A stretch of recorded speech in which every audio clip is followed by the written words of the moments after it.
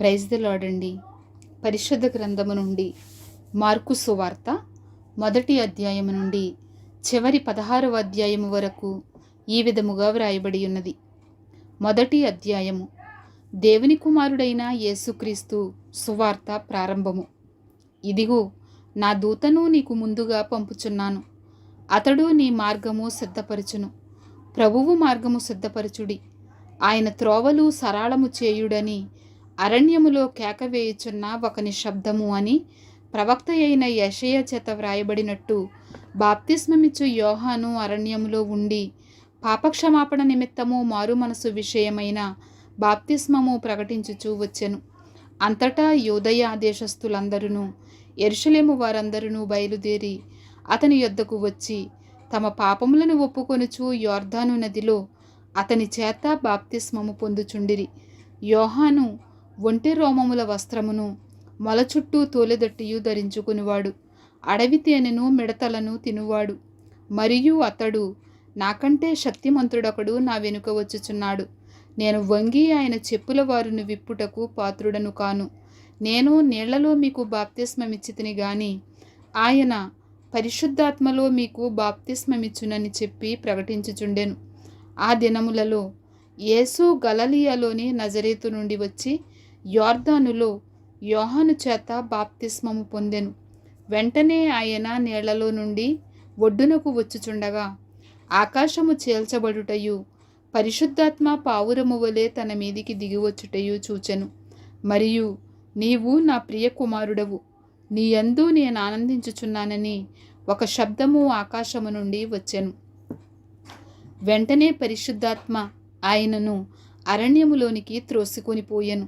ఆయన సాతాను చేత శోధింపబడుచు అరణ్యములో 40 దినములు అడవి మృగములతో కూడా ఉండెను. మరియు దేవదూతలు ఆయనకు పరిచర్య చేయుచుండిరి. యోహాను చెరపట్టబడిన తరువాత యేసు, కాలము సంపూర్ణమయ్యున్నది, దేవుని రాజ్యము సమీపించియున్నది, మారు మనసు పొంది సువార్త నమ్ముడని చెప్పుచు దేవుని సువార్త ప్రకటించుచు గలిలయకు వచ్చెను. ఆయన గలిలయ సముద్ర తీరమున వెళ్ళుచుండగా సీమోనును సీమోను సహోదరుడగు ఆంద్రెయయు సముద్రములో వలవేయుట చూచెను. వారు జాలరులు. యేసు, నా వెంబడి రండి, నేను మిమ్మును మనుషులను పట్టు జాలరునుగా చేసెదనని వారితో చెప్పెను. వెంటనే వారు తమ వలలు విడిచి ఆయనను వెంబడించిరి. ఆయన ఇంకా కొంత దూరము వెళ్ళి జెబెదయి కుమారుడగు యాకోబును అతని సహోదరుడగు యోహానును చూచెను. వారు దోణిలో ఉండి తమ వలలు బాగు చేసుకొనుచుండిరి. వెంటనే ఆయన వారిని పిలువగా వారు తమ తండ్రి అయిన జెబెదయిని దోణిలో జీతగాండ్ర యొద్ద విడిచిపెట్టి ఆయనను వెంబడించిరి. అంతటా వారు కపెర్నహూములోనికి వెళ్ళిరి. వెంటనే ఆయన విశ్రాంతి దినమున సమాజ మందిరములోనికి పోయి బోధించెను. ఆయన శాస్త్రుల వలె కాక అధికారము గలవాని వలె వారికి బోధించెను. గనుక వారు ఆయన బోధకు ఆశ్చర్యపడిరి. ఆ సమయమున వారి సమాజ మందిరములో అపవిత్రాత్మ పట్టిన మనుషుడొకడుండెను. వాడు, నజరేయుడు వగు యేసు, మాతో నీకేమి? మమ్ము నశింపచేయుటకు వచ్చితివా? నీవెవడవో నాకు తెలియను, నీవు దేవుని పరిశుద్ధుడవు అని కేకలు వేసెను. అందుకు యేసు, ఊరకుండుము, వానిని విడిచిపొమ్మని దానిని గద్దింపగా ఆ అపవిత్రాత్మ వానిని విలవిలలాడించి పెద్ద కేక వేసి వాని విడిచిపోయెను. అందరూ విస్మయముంది, ఇదేమిటో, ఇది క్రొత్త బోధగా ఉన్నదే, ఈయన అధికారముతో అపవిత్రాత్మలకును ఆజ్ఞాపింపగా అవి ఆయనకు లోబడుచున్నవని ఒకనితో ఒకడు చెప్పుకొనిరి. వెంటనే ఆయనను గూర్చిన సమాచారము త్వరలో గలిలయ ప్రాంతములయందంతటా వ్యాపించెను. వెంటనే వారు సమాజ మందిరంలో నుండి వెళ్ళి యాకోబుతోనూ యోహానుతోనూ సీమోను అంద్రెయాను వారి ఎంట ప్రవేశించిరి. సీమోను అత్త జ్వరముతో పడియుండగా వెంటనే వారు ఆమెను గూర్చి ఆయనతో చెప్పిరి. ఆయన ఆమె దగ్గరకు వచ్చి చెయ్యి పట్టి ఆమెను లేవనెత్తెను. అంతటా జ్వరము ఆమెను వదలెను. గనుక ఆమె వారికి ఉపచారము చేయసాగెను. సాయంకాలము ప్రొద్దుగుంకినప్పుడు జనులు సకల రోగులను దయ్యములు పట్టిన వారిని ఆయన యొద్దకు తీసుకొని వచ్చిరి. పట్టణమంతయు ఆ ఇంటి వాకిట కూడా ఉండెను. ఆయన నానావిధ రోగముల చేత పీడింపబడిన అనేకులను స్వస్థపరిచి అనేకమైన దయ్యములను వెళ్ళగొట్టెను. అవి తన్ను ఎరిగియుండినందున ఆయన ఆ దయ్యములను మాటలాడనీయలేదు. ఆయన పెందలకడనే లేచి ఇంకనూ చాలా చీకటి ఉండగానే బయలుదేరి అరణ్య ప్రదేశమునకు వెళ్ళి అక్కడ ప్రార్థన చేయుచుండెను. సీమోనును అతనితో కూడా ఉన్నవారును ఆయనను వెదకుచూ వెళ్ళి ఆయనను కనుగొని, అందరూ నిన్ను వెదుకుచున్నారని ఆయనతో చెప్పగా, ఆయన, ఇతర సమీప గ్రామములలోనూ నేను ప్రకటించున్నట్లు వెళ్ళుదము రండి, ఇందు నిమిత్తమే కదా నేను బయలుదేరి వచ్చి తినని వారితో చెప్పెను. ఆయన గలిలయ యందంతటా వారి సమాజ మందిరములలో ప్రకటించుచు దయ్యములను వెళ్ళగొట్టుచూ ఉండెను. ఒక కుష్ఠరోగి ఆయన యొద్దకు వచ్చి ఆయన ఎదుట మోకాళ్ళూని, నీకిష్టమైతే నన్ను శుద్ధినిగా చేయగలవని ఆయనతో చెప్పి ఆయనను వేడుకొనగా, ఆయన కనికరపడి చెయ్యి చాపి వానిని ముట్టి, నాకిష్టమే, నీవు శుద్ధుడవు కమ్మని వానితో చెప్పెను. వెంటనే కుష్ఠరోగము వానిని విడిచెను గనుక వాడు శుద్ధుడాయెను. అప్పుడు ఆయన, ఎవనితోనూ ఏమీయూ చెప్పకు సుమి, కానీ నీవు వెళ్ళి వారికి సాక్షార్థమై నీ దేహమును యాజకునికి కనపరుచుకొని నీవు శుద్ధుడవైనందున మోషే నియమించిన కానుకలను సమర్పించుమని వానికి ఖండితముగా ఆజ్ఞాపించి వెంటనే వానిని పంపివేశెను. అయితే వాడు వెళ్ళి దానిని గూర్చి విస్తారముగా ప్రకటించుటకును ఆ సంగతి ప్రచురము చేయుటకును ఆరంభించెను. గనుక ఆయన ఇక పట్టణములో బహిరంగముగా ప్రవేశింపలేక వెలుపల అరణ్య ప్రదేశములలో ఉండెను. నలుదిక్కుల నుండి జనులు ఆయన యొద్దకు వచ్చిచుండిరి. 2వ అధ్యాయము.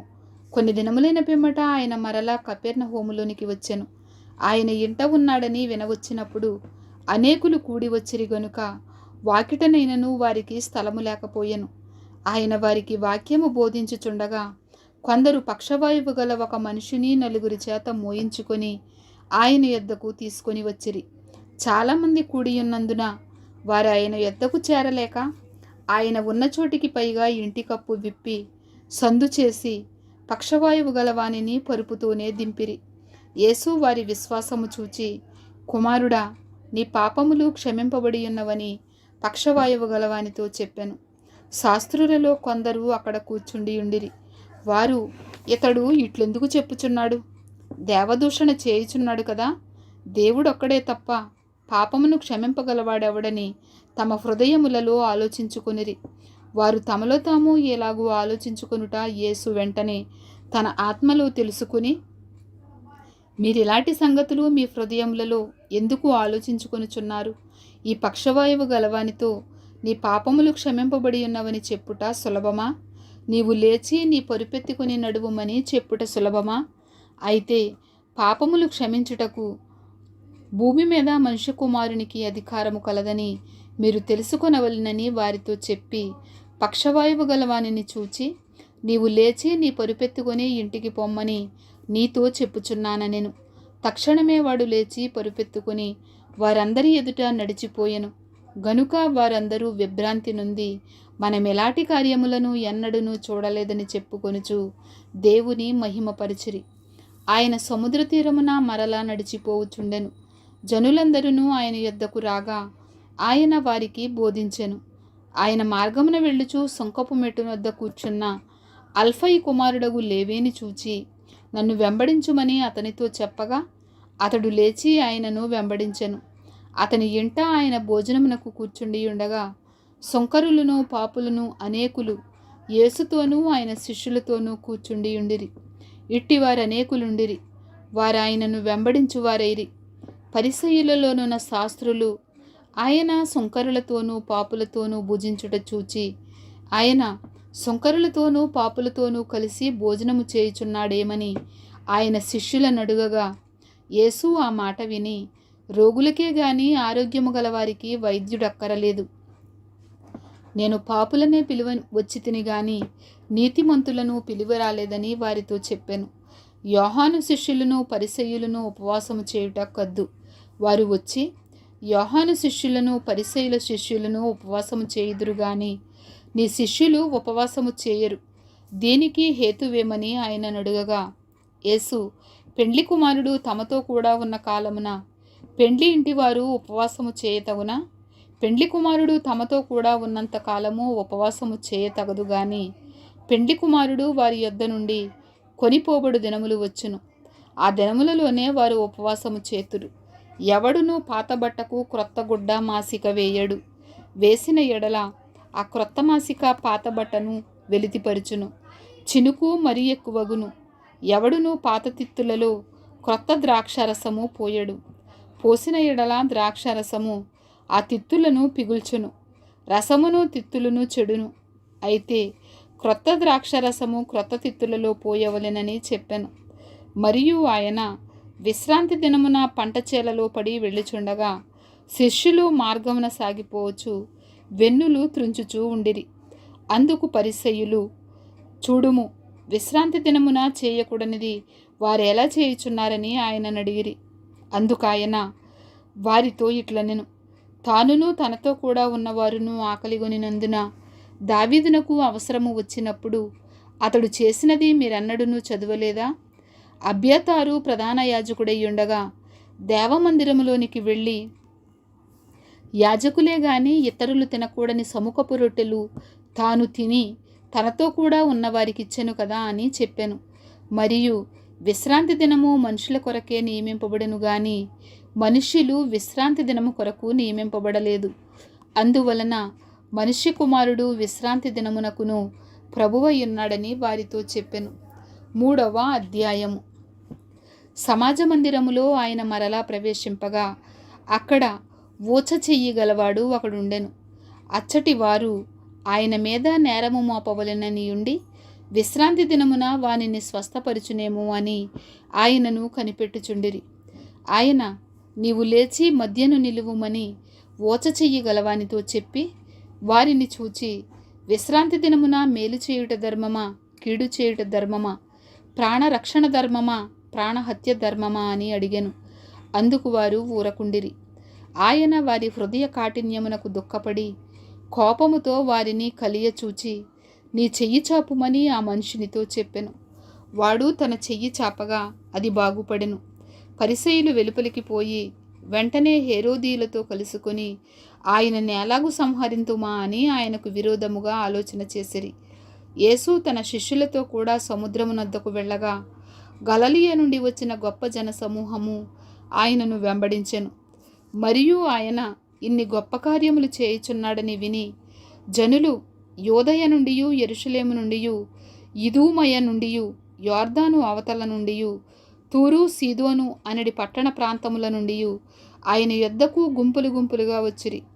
జనులు గుంపు కూడగా చూచి వారు తనకు ఇరుకు కలిగింపకుండునట్లు చిన్న దోణి ఒకటి తనకు సిద్ధపరచి ఉంచవలెనని ఆయన తన శిష్యులతో చెప్పెను. ఆయన అనేకులను స్వస్థపరిచెను గనుక రోగపీడితులైన వారందరూ ఆయనను ముట్టుకొనవలెనని ఆయన మీద పడుచుండిరి. అపవిత్రాత్మలు పట్టిన వారు ఆయనను చూడగానే ఆయన ఎదుట సాగిలపడి, నీవు దేవుని కుమారుడివని చెప్పుచూ కేకలు వేసిరి. తన్ను ప్రసిద్ధి చేయవద్దని ఆయన వారికి ఖండితముగా ఆజ్ఞాపించెను. ఆయన కొండెక్కి తనకిష్టమైన వారిని పిలువగా వారు ఆయన యొద్దకు వచ్చిరి. వారు తనతో కూడా ఉండునట్లును దయ్యములను వెళ్ళగొట్టు అధికారము గలవారై సువార్త ప్రకటించుటకును వారిని పంపవలెనని ఆయన 12 మందిని నియమించెను. వారెవరనగా, ఆయన పేతురను పేరు పెట్టిన సీమోను, జెబెదయి కుమారుడగు యాకోబు, అతని సహోదరుడగు యోహాను. వీరిద్దరికీ ఆయన బోయనెర్గసను పేరు పెట్టెను. బోయనెర్గేసు అనగా ఉరిమెడువారని అర్థము.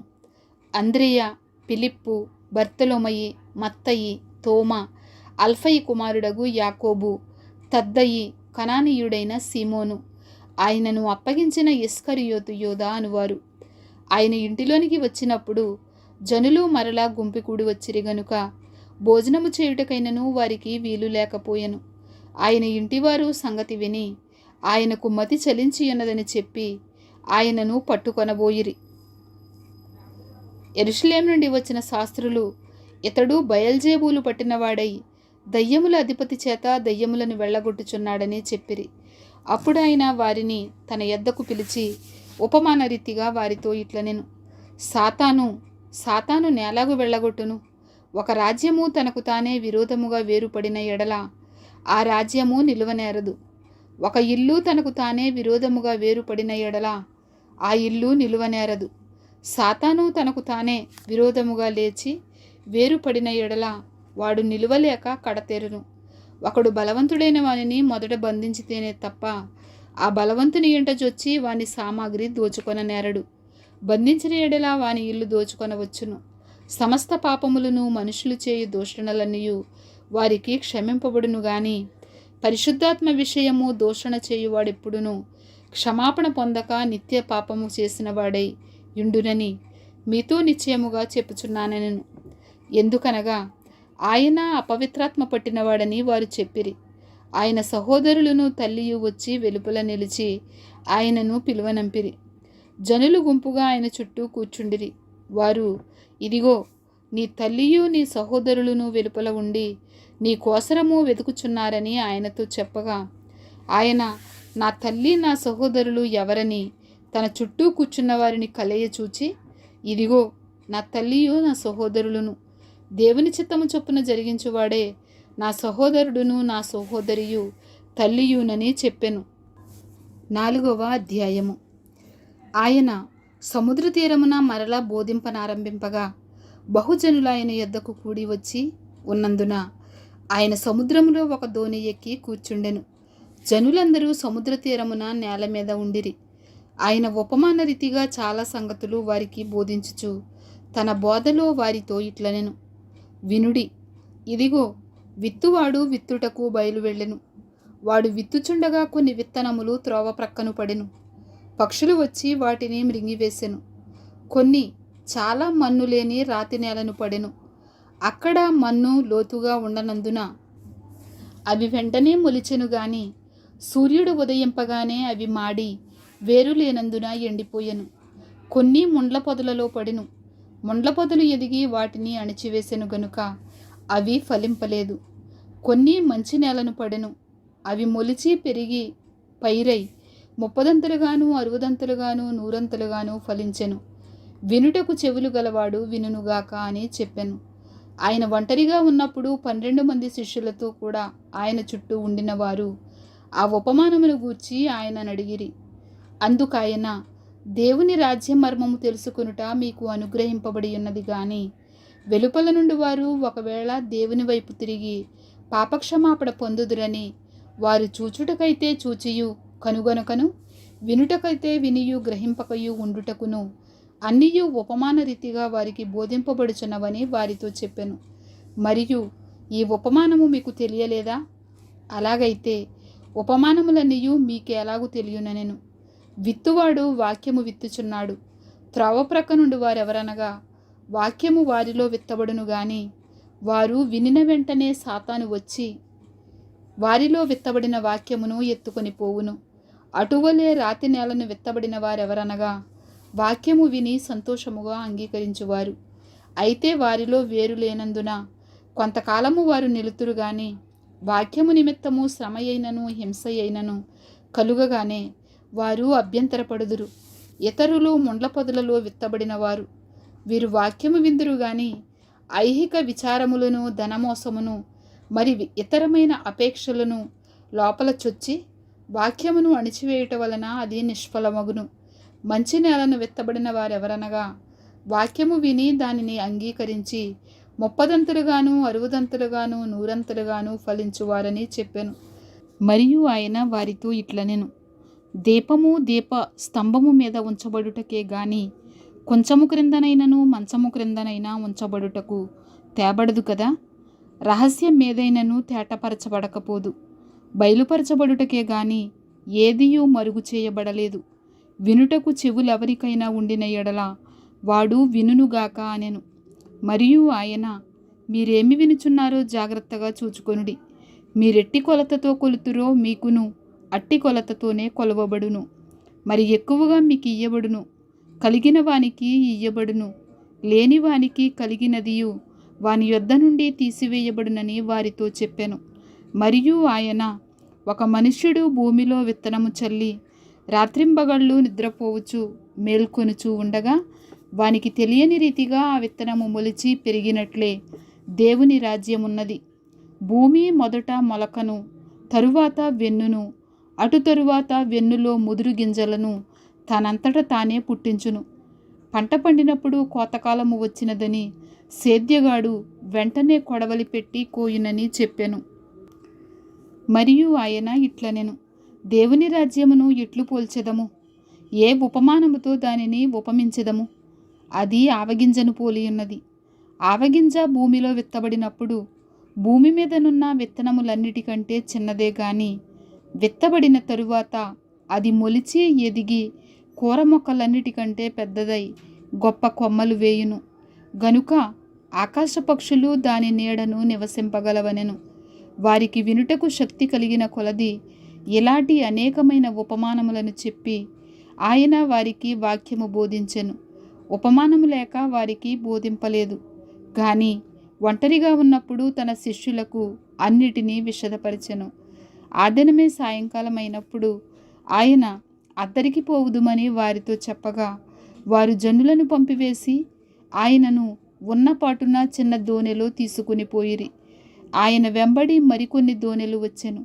అప్పుడు పెద్ద తుఫాను రేగి ఆయన ఉన్న దోణె మీద అలలు కొట్టినందున దోణె నిండిపోయెను. ఆయన దోణె అమరమున తలగడ మీద తలవాల్చుకొని నిద్రించుచుండెను. వారాయనను లేపి, బోధకుడా, మేము నశించిపోవుచున్నాము, నీకు చింత లేదా అని ఆయనతో అనిరి.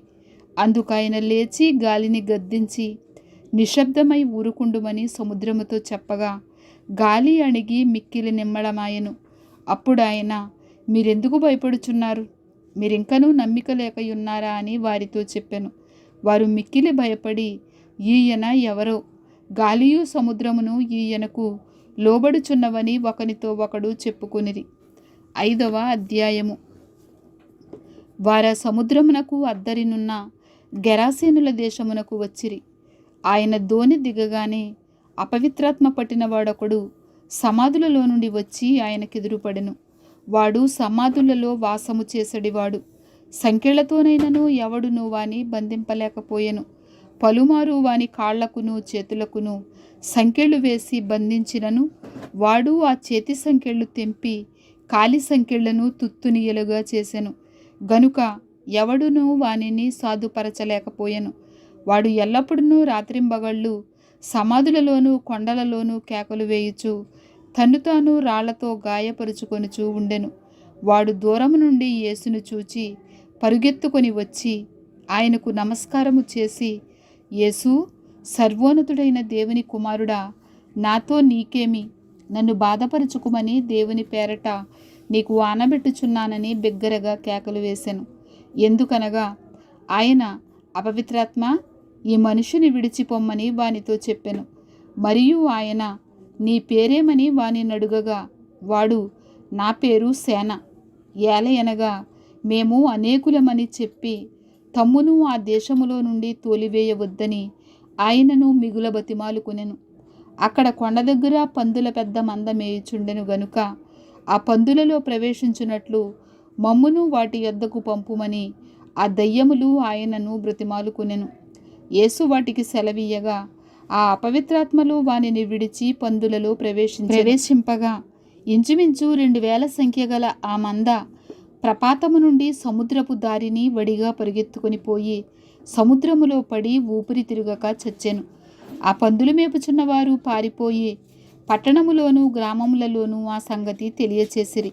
జనులు జరిగినది చూడవెళ్ళి యేసునద్దకు వచ్చి, సేన అను దయ్యములు పట్టినవాడు బట్టలు ధరించుకొని స్వస్థచిత్తుడై కూర్చుండియుండుట చూచి భయపడిరి. జరిగినది చూచిన వారు దయ్యములు పట్టిన వానికి కలిగిన స్థితియు పందుల సంగతియు ఊరి వారికి తెలియచేయగా తమ ప్రాంతములు విడిచిపొమ్మని వారాయనను బ్రతిమాలి కొనసాగిరి. ఆయన దోణి ఎక్కినప్పుడు దయ్యములు పట్టినవాడు ఆయన యొద్ద తన్నుండనిమ్మని ఆయనను బతిమాలుకొనెను గాని ఆయన వానికి సెలవీయక, నీవు నీ ఇంటి వారి యొద్దకు వెళ్ళి ప్రభువు నీ యందు కనికరపడి నీకు చేసిన కార్యములన్నిటినీ వారికి తెలియజెప్పుమనెను. వాడు వెళ్ళి యేసు తనకు చేసినవన్నీయు దెకపొలిలో ప్రకటింపనారంభింపగా అందరూ ఆశ్చర్యపడిరి. యేసు మరలా దోణి ఎక్కి అద్దరికి వెళ్ళినప్పుడు జనసమూహము ఆయన యొద్దకు కూడి వచ్చెను.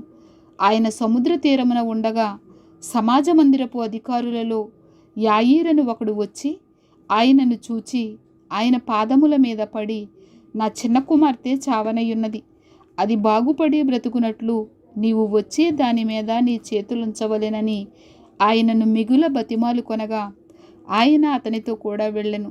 బహుజన సమూహమును ఆయనను వెంబడించి ఆయన మీద పడుచుండిరి. 12 ఏండ్ల నుండి రక్తస్రావ రోగము కలిగిన ఒక స్త్రీ ఉండెను. ఆమె అనేక వైద్యుల చేత ఎన్నో తిప్పలు పడి తనకు కలిగినదంతయు వ్యయము చేసుకుని ఎంతమాత్రమును ప్రయోజనము లేక మరింత సంకటపడెను.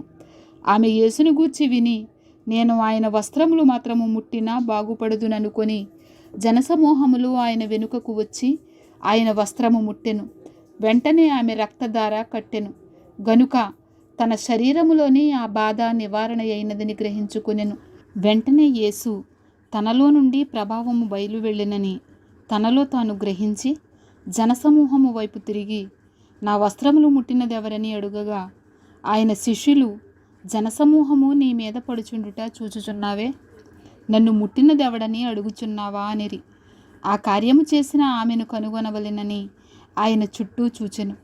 అప్పుడు ఆ స్త్రీ తనకు జరిగినది ఎరిగి భయపడి వణుకుచూ వచ్చి ఆయన ఎదుట సాగిలపడి తన సంగతి అంతయు ఆయనతో చెప్పెను. అందుకు ఆయన, కుమారి, నీ విశ్వాసము నేను స్వస్థపరిచెను, సమాధానము గలదానవై పొమ్ము, నీ బాధ నివారణయ్యి నీకు స్వస్థత కలుగునుగాక అని ఆమెతో చెప్పెను. ఆయన ఇంకనూ మాట్లాడుచుండగా సమాజ మందిరపు అధికారి ఇంట నుండి కొందరు వచ్చి, నీ కుమార్తె చనిపోయినది, నీవిక బోధకుని ఎందుకు శ్రమ పెట్టుదు అనిరి. యేసు వారు చెప్పిన మాట లక్ష్య పెట్టక, భయపడకుము, నమ్మిక మాత్రం ఉంచుమని సమాజ మందిరపు అధికారితో చెప్పి, పేతురు, యాకోబు సహోదరుడగు యోహాను అను వారిని తప్ప మరి ఎవరినైనాను తన వెంబడి రానియ్యక సమాజ మందిరపు అధికారి ఇంటికి వచ్చి వారు గొల్లుగా ఉండి చాలా ఏడ్చుచు ప్రలాపించుచూ ఉండుట చూచి లోపలికి పోయి, మీరెలా గొల్లు చేసి ఏడ్చుచున్నారు? ఈ చిన్నది నిద్రించుచున్నదే గాని చనిపోలేదని వారితో చెప్పెను. అందుకు వారు ఆయనను అపహసించిరి. అయితే ఆయన వారినందరినీ బయటకు పంపివేసి ఆ చిన్నదాని తల్లిదండ్రులను తనతో ఉన్నవారి వెంటబెట్టుకొని ఆ చిన్నది పరుండి ఉన్న గదిలోనికి వెళ్ళి ఆ చిన్నదాని చెయ్యి పట్టి తలీతాకుమి అని ఆమెతో చెప్పెను. ఆ మాటకు, చిన్నదానా, లెమ్మని నీతో చెప్పుచున్నానని అర్థము. వెంటనే ఆ చిన్నది లేచి నడవసాగెను. ఆమె 12 సంవత్సరముల ప్రాయము గలది. వెంటనే వారు బహుగా విస్మయమొందిరి. జరిగినది ఎవరికి తెలియకూడదని ఆయన వారికి గట్టిగా ఆజ్ఞాపించి ఆమెకు ఆహారము పెట్టుడని చెప్పెను. 6వ అధ్యాయము. ఆయన అక్కడ నుండి బయలుదేరి స్వదేశమునకు రాగా ఆయన శిష్యులు ఆయనను వెంబడించిరి. విశ్రాంతి దినము వచ్చినప్పుడు ఆయన సమాజ మందిరములో బోధింపనారంభించెను. అనేకులు ఆయన బోధ విని ఆశ్చర్యపడి, ఈ సంగతులు ఇతనికి ఎక్కడ నుండి వచ్చెను? ఇతనికి ఇయ్యబడిన ఈ జ్ఞానం ఎట్టిది? ఇతని చేతుల వలన ఇట్టి అద్భుతములు చేయబడుచున్నవి ఇదేమి? ఇతడు మరియ కుమారుడు కాడా? ఇతడు యాకోబు, యోసే, యూదా, సీమోను అనువారి సహోదరుడగు వడ్లవాడు కాడా?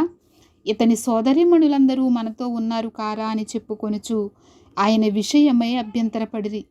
అందుకు యేసు, ప్రవక్త తన దేశములోను తన బంధువులలోను తన ఇంటివారిలోనూ తప్ప మరి ఎక్కడనూ ఘనహీనుడు కాడని చెప్పెను. అందువలన కొద్దిమంది రోగుల మీద చేతులుంచి వారిని స్వస్థపరచుట తప్ప మరి ఏ అద్భుతమును ఆయన అక్కడ చేయజాలకపోయెను. ఆయన వారి అవిశ్వాసమునకు ఆశ్చర్యపడెను. ఆయన చుట్టుపట్లనున్న గ్రామములు తిరుగుచూ బోధించుచుండెను. ఆయన 12 శిష్యులను తన యొద్దకు పిలిచి వారిని ఇద్దరిద్దరినిగా పంపుచు అపవిత్రాత్మల మీద వారికి అధికారమిచ్చి, ప్రయాణము కొరకు చేతికర్రను తప్ప రొట్టెనైనను జాలెనైనను సంచిలో సొమ్మునైనను తీసుకొనక చెప్పులు తొడుగుకొనుడనియు 2 అంగీలు వేసుకొనవద్దనియు వారికి ఆజ్ఞాపించెను.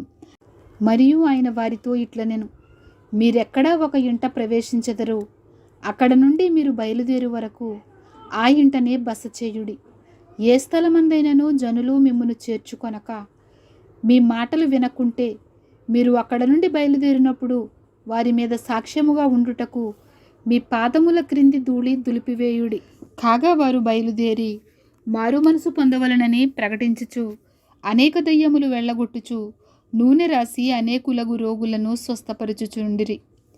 ఆయన కీర్తి ప్రసిద్ధమైన గనుక రాజైన హేరోదు ఆయనను గూర్చి విని, బాప్తిస్మమిచ్చు యోహాను మృతులలో నుండి లేచియున్నాడు గనుక అతని యందు అద్భుతములు క్రియారూపకములగుచున్నవని చెప్పెను.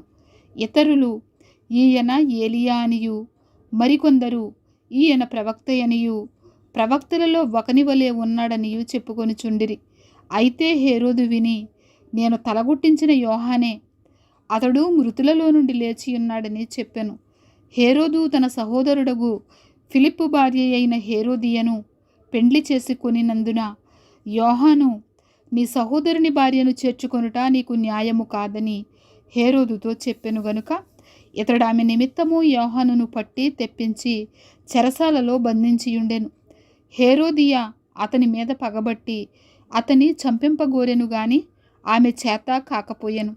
ఎందుకనగా యోహాను నీతిమంతుడును పరిశుద్ధుడునగు మనుష్యుడని హేరోదు ఎరిగి అతనికి భయపడి అతని కాపాడుచూ వచ్చెను.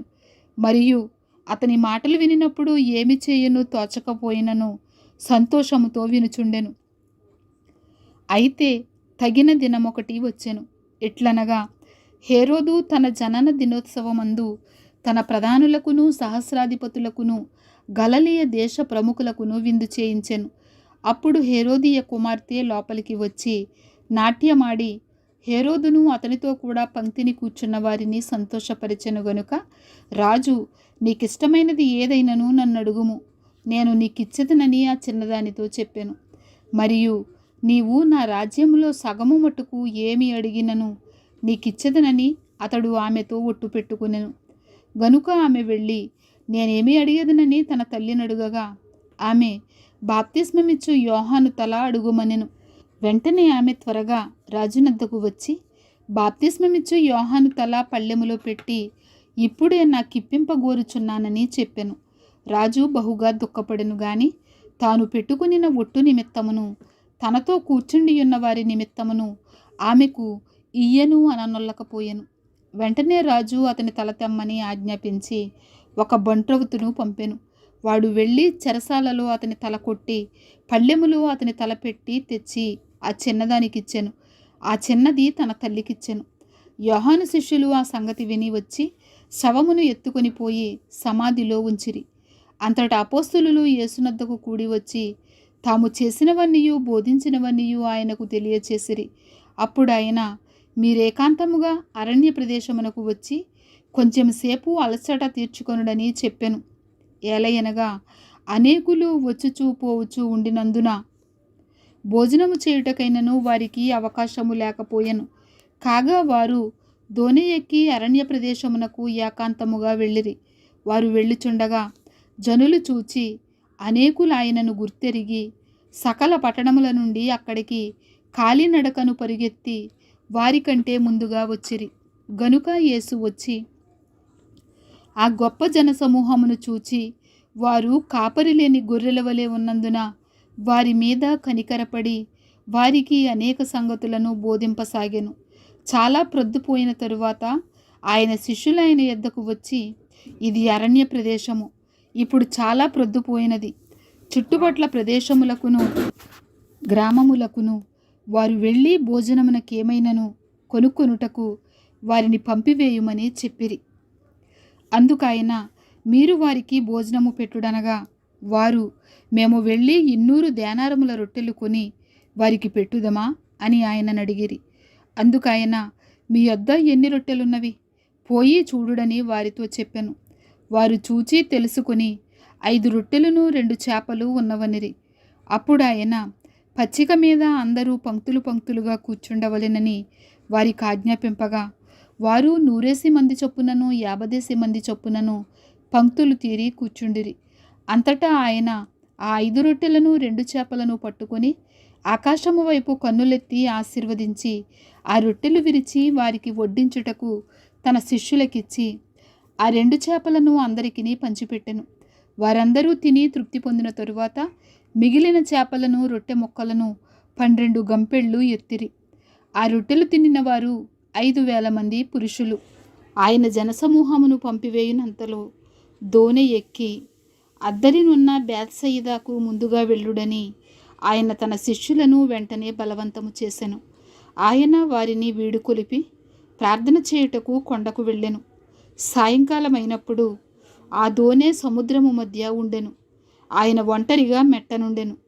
అప్పుడు వారికి గాలి ఎదురైనందున దోణి నడిపించుటలో వారు మిక్కిలి కష్టపడుచుండగా ఆయన చూచి రాత్రి ఇంచుమించు 4వ జామున సముద్రము మీద నడుచుచు వారి యొద్దకు వచ్చి వారిని దాటిపోవలెనని ఉండెను.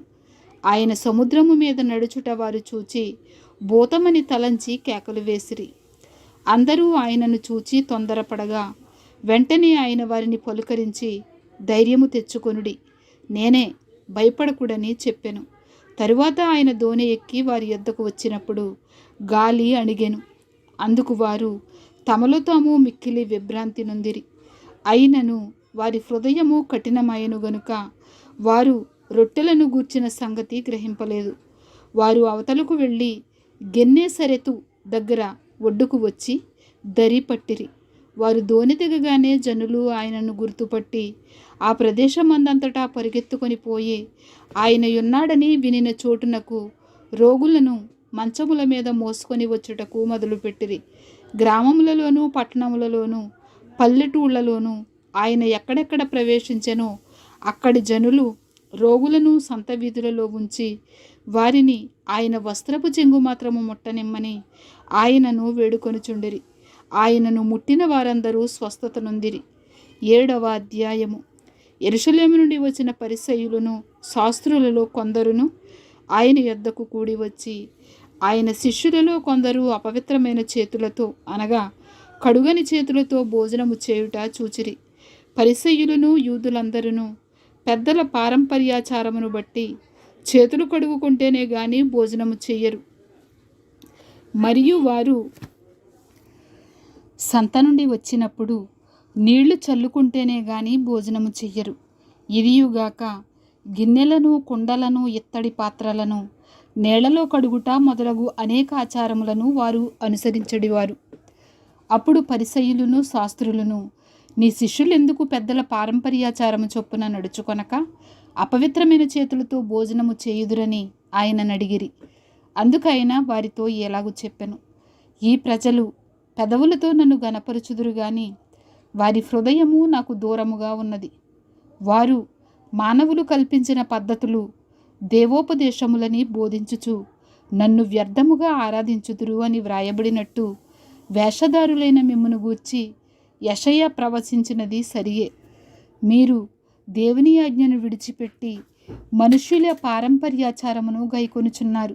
మరియు ఆయన, మీరు మీ పారంపర్యాచారమును గైకొనుటకు దేవుని ఆజ్ఞను బొత్తిగా నిరాకరించుదురు. నీ తల్లిదండ్రులను గనపరచవలెననియు తండ్రినైనను తల్లినైనను దూషించువానికి మరణశిక్ష విధింపవలెననియు మోషే చెప్పెను కదా. అయినను మీరు ఒకడు తన తండ్రినైనను తల్లినైనను చూచి నా వలన నీకు ప్రయోజనమగునది ఏదో అది కొర్బాను అనగా దేవార్పితమని చెప్పిన ఎడల తన తండ్రికైనను తల్లికైనను వానిని ఏమీయూ చేయనియ్యక మీరు నియమించిన మీ పారంపర్యాచారము వలన దేవుని వాక్యమును నిరర్ధకము చేయుదురు. ఇటువంటివి అనేకములు మీరు చేయుదురని చెప్పెను. అప్పుడు ఆయన జనసమూహమును మరలా తన యొద్దకు పిలిచి, మీరందరూ నా మాట విని గ్రహించుడి. వెలుపలి నుండి లోపలికి పోయి మనుష్యుని అపవిత్రునిగా చేయగలుగునది ఏదియూ లేదు గాని లోపలి నుండి బయలు వెళ్ళినవే మనుష్యుని అపవిత్రునిగా చేయుననెను. ఆయన జనసమూహమును విడిచి ఇంటిలోనికి వచ్చినప్పుడు ఆయన శిష్యులు ఈ ఉపమానమును గూర్చి ఆయనను అడుగగా ఆయన వారితో ఇట్లనెను, మీరును ఇంత అవివేకులై ఉన్నారా? వెలుపలి నుండి మనుషుని లోపలికి పోవునదేదియు వానిని అపవిత్రునిగా చేయజాలదని మీరు గ్రహింపకున్నారా? అది వాని హృదయంలో ప్రవేశింపక కడుపులోనే ప్రవేశించి బహిర్భూమిలో విడువబడును. ఇట్లు అది భోజన పదార్థములన్నిటినీ పవిత్రపరచును. మనుష్యుని లోపల నుండి బయలు వెళ్ళినది మనుష్యుని అపవిత్రపరచును.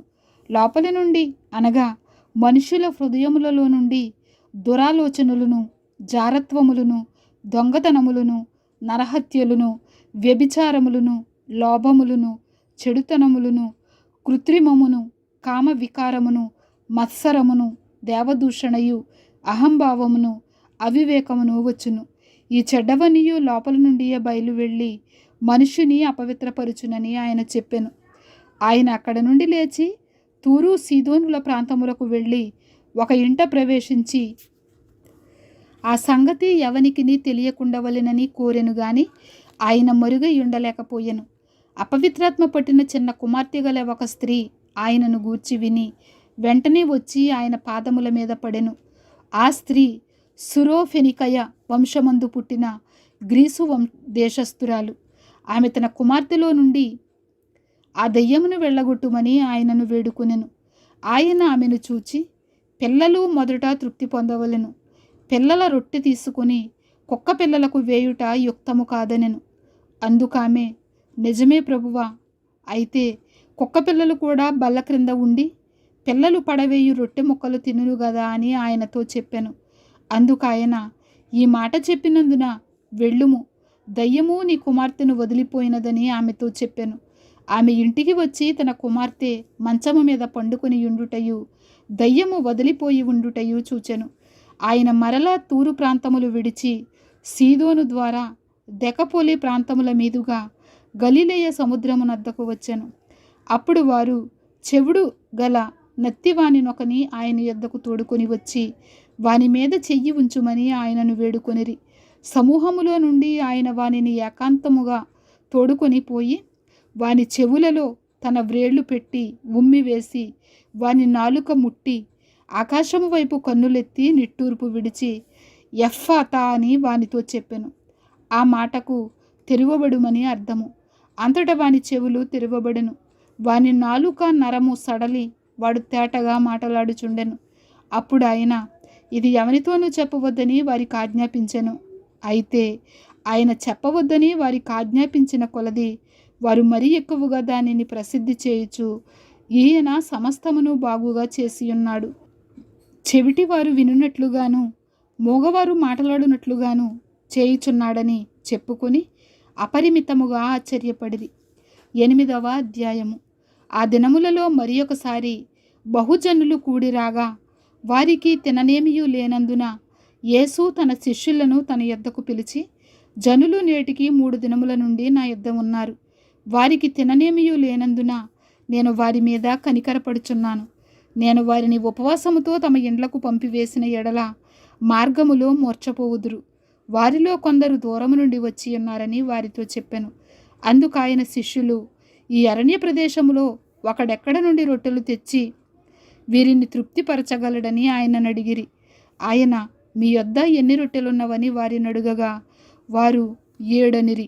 అప్పుడు ఆయన నేల మీద కూర్చుండుడని జనులకు ఆజ్ఞాపించి ఆ 7 రొట్టెలు పట్టుకుని కృతజ్ఞతాస్తుతులు చెల్లించి విరిచి వడ్డించుటకై తన శిష్యులకిచ్చెను. వారు జనసమూహమునకు వడ్డించిరి. కొన్ని చిన్న చేపలు కూడా వారి యొద్ద ఉండగా ఆయన ఆశీర్వదించి వాటిని కూడా వడ్డించుడని చెప్పెను. వారు భోజనం చేసి తృప్తి పొందిన మీదట మిగిలిన ముక్కలు 7 గంపల నిండా ఎత్తిరి. భోజనము చేసిన వారు ఇంచుమించు 4,000 మంది. వారిని పంపివేసిన వెంటనే ఆయన తన శిష్యులతో కూడా దోణి ఎక్కి దల్మనూత ప్రాంతములకు వచ్చెను. అంతటి పరిసయ్యులు వచ్చి ఆయనను శోధించుచు ఆకాశము నుండి ఒక సూచక క్రియను చూపుమని ఆయనను అడిగి ఆయనతో తర్కింపసాగిరి. ఆయన ఆత్మయందు పెద్ద నిట్టూర్పు విడిచి, ఈ తరము వారు ఎందుకు సూచక క్రియ అడుగుచున్నారు? ఈ తరమునకు ఏ సూచక క్రియయు అనుగ్రహింపబడదని నిశ్చయముగా మీతో చెప్పుచున్నానని చెప్పి వారిని విడిచి మరల దోణి ఎక్కి అద్దరికి పోయెను. వారు తినుటకు రొట్టెలు తెచ్చుటకు మరచిరి. దోణిలో వారి యొద్ద ఒక్క రొట్టె తప్ప మరేమియూ లేకపోయెను. ఆయన, చూచుకొనుడి, పరిసయ్యుల పులిసిన పిండిని గూర్చియు హేరోదు పులిసిన పిండిని గూర్చియు జాగ్రత్త పడుడని వారిని హెచ్చరింపగా వారు తమ యొద్ద రొట్టెలు లేవేయని తమలో తాము ఆలోచించుకొనిరి. యేసు అది ఎరిగి, మన యొద్ద రొట్టెలు లేవే అని మీరెందుకు ఆలోచించుకొనుచున్నారు? మీరింకనూ గ్రహింపలేదా? వివేచింపలేదా? మీరు కఠిన హృదయము గలవారై ఉన్నారా? మీరు కన్నులుండియు చూడరా? చెవులుండియు వినరా? జ్ఞాపకము చేసుకొనరా? నేను ఆ 5,000 మందికి 5 రొట్టెలు విరిచి పంచిపెట్టినప్పుడు మీరు మొక్కలు ఎన్ని గంపల నిండా ఎత్తితిరని వారిని అడిగాను. వారు 12 అని ఆయనతో చెప్పిరి. ఆ 4,000 మందికి 7 రొట్టెలు నేను విరిచి పంచిపెట్టినప్పుడు మొక్కలు ఎన్ని గంపల నిండా ఎత్తితిరని ఆయన అడుగగా వారు 7 అనిరి. అందుకైన మీరింకనూ గ్రహింపకున్నారా అని అనెను. అంతలో వారు బేత్సయిదాకు వచ్చిరి. అప్పుడు అక్కడి వారు ఆయన యొద్దకు ఒక గ్రుడ్డివాని తోడుకొని వచ్చి వాని ముట్టవలెనని ఆయనను వేడుకొనిరి. ఆయన ఆ గ్రుడ్డివాని చెయ్యి పట్టుకొని ఊరి వెలుపలికి తోడుకొని పోయి వాని కన్నుల మీద ఉమ్మివేసి వాని మీద చేతులుంచి, నీకేమైనను కనబడుచున్నదా అని వాని అడుగగా వాడు కన్నులెత్తి, మనుష్యులు నాకు కనబడుచున్నారు, వారు చెట్ల వలె ఉండి నడుచుచున్నట్లుగా నాకు కనబడుచున్నారనెను. అంతటా ఆయన మరలా తన చేతులు వాని కన్నుల మీద ఉంచగా వాడు తేరి చూచి కుదుర్చబడి సమస్తమును తేటగా చూడసాగెను. అప్పుడు యేసు, నీవు ఊరిలోనికి వెళ్ళవద్దని చెప్పి వాని ఇంటికి వానిని పంపివేశాను. యేసు తన శిష్యులతో ఫిలిప్పుదైన కైసరయ్యతో చేరిన గ్రామములకు బయలుదేరెను. మార్గములో ఉండగా నేను ఎవడనని జనులు చెప్పుచున్నారని తన శిష్యులను అడిగాను. అందుకు వారు, కొందరు బాప్తిస్మమిచ్చు యోహాను అనియు, కొందరు ఏలియా అనియు, మరికొందరు ప్రవక్తలలో ఒకడనియు చెప్పుకొనుచున్నారు అనిరి. అందుకైన మీరైతే నేను ఎవడని చెప్పుచున్నారని వారిని అడుగగా పేతురు, నీవు క్రీస్తువని ఆయనతో చెప్పెను.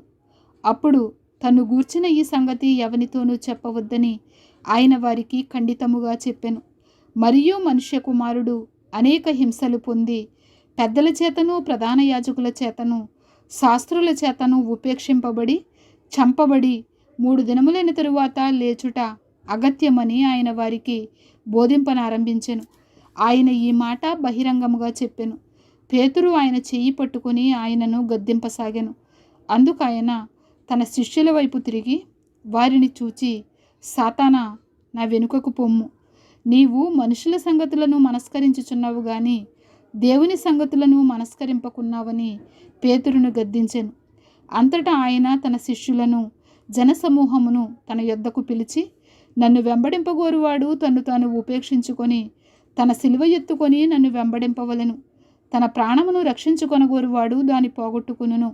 నా నిమిత్తమును సువార్త నిమిత్తమును తన ప్రాణమును పోగొట్టుకొనివాడు దాన్ని రక్షించుకొనును. ఒకడు సర్వలోకమును సంపాదించుకొని తన ప్రాణమును పోగొట్టుకొనుట వానికి ఏమి ప్రయోజనము? మనుష్యుడు తన ప్రాణమునకు ప్రతిగా ఏమి ఇయ్యగలుగును?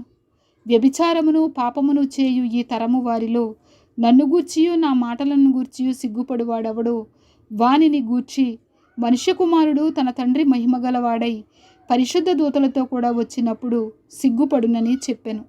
9వ అధ్యాయము. మరియు ఆయన, ఇక్కడ నిలిచి ఉన్న వారిలో కొందరు దేవుని రాజ్యము బలముతో వచ్చుట చూచు వరకు మరణము రుచి చూడరని నిశ్చయముగా మీతో చెప్పుచున్నానెను. 6 దినములైన తరువాత యేసు పేతురును యాకోబును యోహానును మాత్రము వెంటబెట్టుకొని ఎత్తైన ఒక కొండ మీదికి ఏకాంతముగా వారిని తోడుకొని పోయి వారి ఎదుట రూపాంతరము పొందెను.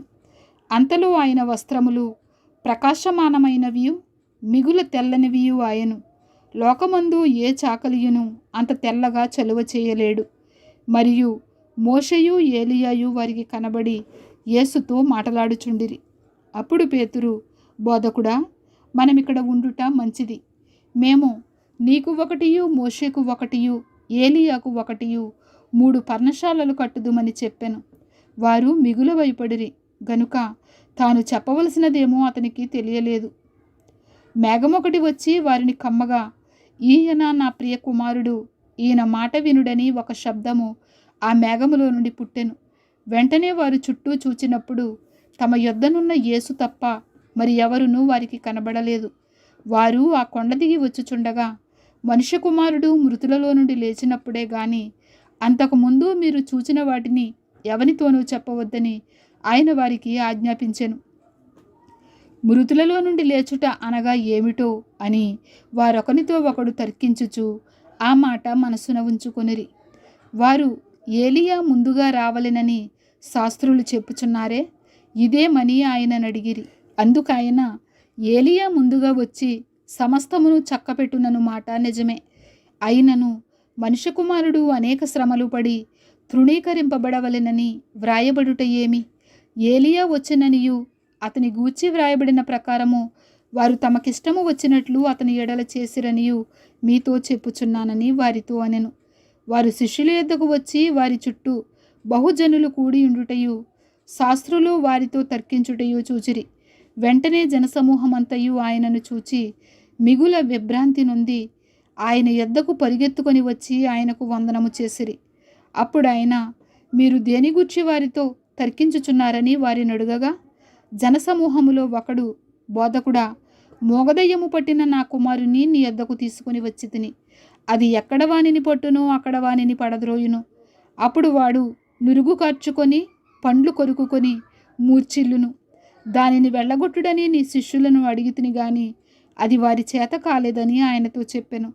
అందుకాయన, విశ్వాసము లేని తరము వారలారా, నేను ఎంతకాలము మీతో ఉందును? ఎంతవరకు మిమ్మును సహింతును? వానిని నా యొద్దకు తీసుకొని రండని వారితో చెప్పగా వారు ఆయన యొద్దకు వానిని తీసుకొని వచ్చిరి. దయ్యము ఆయనను చూడగానే వాని విలవిలలాడించెను గనుక వాడు నేలపడి నురుగు కార్చుకొనుచు పొర్లాడుచుండెను.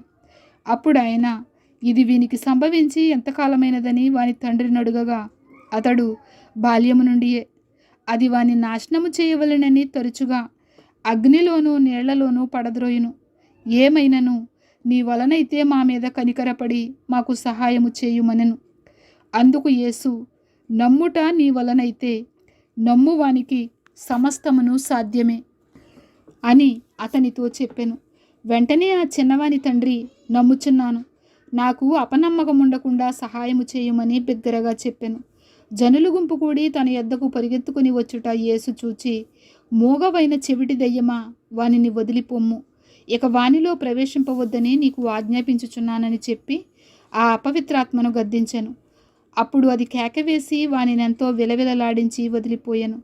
అంతట వాడు చచ్చిన వాని వలె ఉండెను గనుక అనేకులు వాడు చనిపోయెననిరి.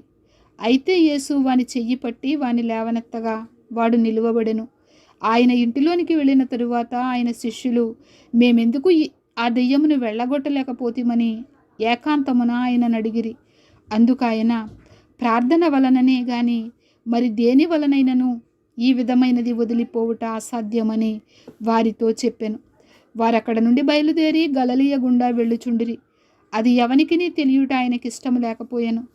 ఏలయనగా ఆయన తన శిష్యులకు బోధించుచు, మనుష్య కుమారుడు మనుషుల చేతికి అప్పగింపబడుచున్నాడు, వారు ఆయనను చంపెదరు, చంపబడిన 3 దినములకు ఆయన లేచునని వారితో చెప్పెను. వారు ఆ మాట గ్రహింపలేదు గాని ఆయనను అడుగా భయపడిరి. అంతట వారు కపెర్నహూమునకు వచ్చిరి. వారు ఎవడు గొప్పవాడని మార్గమున ఒకనితో ఒకడు వాదించిరి గనుక ఆయన ఇంట ఉన్నప్పుడు, మార్గమున మీరు ఒకరితో ఒకరు దేనిని గూర్చి వాదించుచుంటిరని వారిని అడుగగా వారు ఊరకుండిరి. అప్పుడు ఆయన కూర్చుండి 12 మందిని పిలిచి, ఎవడైనను మొదటివాడై ఉండగోరిన ఎడల వాడందరిలో కడపటివాడును అందరికీ పరిచారకుడినై ఉండవలెనని చెప్పి, ఒక చిన్న బిడ్డను తీసుకొని వారి మధ్యను నిలువబెట్టి వానిని ఎత్తి కౌగలించుకొని, ఇట్టి చిన్న బిడ్డలలో ఒకనిని నా పేరట చేర్చుకొనివాడు నన్ను చేర్చుకొనును, నన్ను చేర్చుకొనివాడు నన్నుగాక నన్ను పంపిన వానిని చేర్చుకొనునని వారితో చెప్పెను. అంతటా యోహాను, బోధకుడా, ఒకడు నీ పేరట దయ్యములను వెళ్ళగొట్టుట చూచితిమి, వాడు మనలను వెంబడించువాడు కాడు గనుక వానిని ఆటంకపరిచితిమని చెప్పాను. అందుకు యేసు, వానిని ఆటంకపరచకుడి, నా పేరట అద్భుతము చేసి నన్ను చులకనగా నిందింపగలవాడెవడునూ లేడు. మనకు విరోధి కానివాడు మన పక్షమున ఉన్నవాడే. మీరు క్రీస్తువారని నా పేరట మీకు గిన్నెడు నీళ్లు త్రాగనిచ్చువాడు తనకు రావలసిన ఫలము పోగొట్టుకొనుడని మీతో నిశ్చయముగా చెప్పుచున్నాను. నా యందు విశ్వాసముంచు ఈ చిన్నవారిలో ఒకని అభ్యంతరపరచువాడెవడో వాడు మెడకు పెద్ద తిరుగటి రాయి కట్టబడి సముద్రములో పడవేయబడుట వానికి మేలు. నీ చెయ్యి నిన్ను అభ్యంతరపరిచిన ఎడల దానిని నరికివేయుము. నీవు 2 చేతులు కలిగి నరకములోని ఆరని అగ్నిలోనికి పోవుట కంటే అంగహీనుడవై జీవములో ప్రవేశించుట మేలు. నీ పాదము నిన్ను అభ్యంతరపరిచిన ఎడల దానిని నరికివేయుము. 2 పాదములు కలిగి నరకములో పడవేయబడుట కంటే కుంటివాడవై నిత్య జీవములో ప్రవేశించుట మేలు. నీ కన్ను నిన్ను అభ్యంతరపరిచిన ఎడల దాన్ని తీసి పారవేయుము. 2 కన్నులు కలిగి నరకములో పడవేయబడుట కంటే ఒంటి కన్ను గలవాడవై దేవుని రాజ్యములో ప్రవేశించుట మేలు. నరకమున వారి పురుగు చావదు, అగ్ని ఆరదు. ప్రతివానికి ఉప్పు సారము అగ్ని వలన కలుగును. ఉప్పు మంచిదే గాని ఉప్పు నిస్సారమైన ఎడల దేని వలన మీరు దానికి సారము కలుగజేతురు? మీలో మీరు ఉప్పు సారము గలవారై ఉండి ఒకరితో ఒకరు సమాధానముగా ఉండుడని చెప్పెను. 10వ అధ్యాయము. ఆయన అక్కడ నుండి లేచి యోదయ ప్రాంతములకును యొర్దాను అద్దరికిని వచ్చెను. జనసమూహములు తిరిగి ఆయన యొద్దకు కూడి వచ్చిరి. ఆయన తన వాడుక చొప్పున వారికి మరలా బోధించుచుండెను. పరిసయ్యులు ఆయన యొద్దకు వచ్చి ఆయనను శోధించుటకై పురుషుడు తన భార్యను విడనాడుట న్యాయమా అని ఆయనను అడిగిరి. అందుకు ఆయన, మోషే మీకేమీ ఆజ్ఞాపించెనని వారిని అడిగాను. వారు పరిత్యాగ పత్రిక వ్రాయించి ఆమెను విడనాడవలెనని మోషే సెలవిచ్చినని చెప్పగా, యేసు, మీ హృదయ కాఠిన్యమును బట్టి అతడి ఈ ఆజ్ఞను మీకు వ్రాసి ఇచ్చెను గాని సృష్ట్యాది నుండి దేవుడు వారిని పురుషునిగాను స్త్రీనిగాను కలుగజేసెను. ఈ హేతువు చేత పురుషుడు తన తల్లిదండ్రులను విడిచిపెట్టి తన భార్యను హత్తుకొనును. వారిద్దరూ ఏక శరీరమయుందురు గనుక వారిక ఇద్దరుగా ఉండక ఏక శరీరముగా ఉందురు. కాబట్టి దేవుడు జతపరిచిన వారిని మనుషుడు వేరుపరచకూడదని వారితో చెప్పెను. ఇంటికి వచ్చి శిష్యులు ఈ సంగతిని గూర్చి ఆయనను మరలా అడిగిరి. అందుకు ఆయన, తన భార్యను విడనాడి మరి ఒకతను పెండ్లి చేసుకునివాడు తాను విడనాడిన ఆమె విషయమై వ్యభిచరించువాడగును. మరియు స్త్రీ తన పురుషుని విడనాడి మరి ఒకని పెండ్లి చేసుకునిన ఎడల ఆమె వ్యభిచరించునదగునని వారితో చెప్పెను. తమ చిన్నబిడ్డలను ముట్టవలెనని కొందరు ఆయన యొద్దకు వారిని తీసుకొని వచ్చిరి. అయితే శిష్యులు వారిని తీసుకొని వచ్చిన వారిని గద్దించిరి. యేసు అది చూచి కోపపడి, చిన్న బిడ్డలను నా యొద్దకు రానియుడి, వారిని ఆటంకపరచవద్దు. దేవుని రాజ్యము ఈలాంటి వారిదే. చిన్న బిడ్డ వలె దేవుని రాజ్యమును అంగీకరింపని వాడు అందులో ఎంతమాత్రము ప్రవేశింపడని మీతో నిశ్చయముగా చెప్పుచున్నానని చెప్పి ఆ బిడ్డలను ఎత్తి కౌగలించుకొని వారి మీద చేతులుంచి ఆశీర్వదించెను. ఆయన బయలుదేరి మార్గమున పోవుచుండగా ఒకడు పరిగెత్తుకొని వచ్చి ఆయన ఎదుట మోకాళ్ళుని, సద్బోధకుడా, నిత్య జీవమునకు వారసుడనగుటకు నేనేమి చేయుదునని ఆయనను అడిగాను. యేసు, నన్ను సత్పురుషుడని ఎలా చెప్పుచున్నావు? దేవుడొక్కడే గాని మరి ఎవడునూ సత్పురుషుడు కాడు. నరహత్య చేయవద్దు, వ్యభిచరింపవద్దు, దొంగిలవద్దు, అబద్ధ సాక్ష్యము పలుకవద్దు, మోసపుచ్చవద్దు, నీ తల్లిదండ్రులను సన్మానింపుము అను ఆజ్ఞలు నీకు తెలియను కదా అని అతనితో చెప్పాను. అందుకతడు, బోధకుడా, బాల్యము నుండి ఇవన్నీ అనుసరించుచునే ఉంటునని చెప్పాను. యేసు అతని చూచి అతని ప్రేమించి, నీకు ఒకటి కొదువుగా ఉన్నది. నీవు వెళ్ళి నీకు కలిగినవన్నీ అమ్మి బీదలకిమ్ము, పరలోకమందు నీకు ధనము కలుగును. నీవు వచ్చి నన్ను వెంబడించుమని చెప్పాను. అతడు మిగుల ఆస్తి గలవాడు గనుక ఆ మాటకు ముఖము చిన్నబుచ్చుకొని దుఃఖపడుచూ వెళ్ళిపోయాను. అప్పుడు యేసు చుట్టూ చూచి, ఆస్తి గలవారు దేవుని రాజ్యంలో ప్రవేశించుట ఎంతో దుర్లభమని తన శిష్యులతో చెప్పాను. ఆయన మాటలకు శిష్యులు విస్మయముందిరి. అందుకు యేసు తిరిగి వారితో ఇట్లనెను, పిల్లలారా, తమ ఆస్తి యందు నమ్మిక ఉంచువారు దేవుని రాజ్యంలో ప్రవేశించుట ఎంతో దుర్లభము. ధనవంతుడు దేవుని రాజ్యంలో ప్రవేశించుట కంటే ఒంటె సూతిబెజ్జములో దూరుట సులభము. అందుకు వారు అత్యధికముగా ఆశ్చర్యపడి, అట్లయితే ఎవడు రక్షణ పొందగలడని ఆయనను అడిగిరి. యేసు వారిని చూచి, ఇది మనుషులకు అసాధ్యమే గాని దేవునికి అసాధ్యము కాదు. దేవునికి సమస్తమును సాధ్యమే అనెను. పేతురు, ఇదిగో, మేము సమస్తమును విడిచిపెట్టి నిన్ను వెంబడించితిమని ఆయనతో చెప్పసాగాను.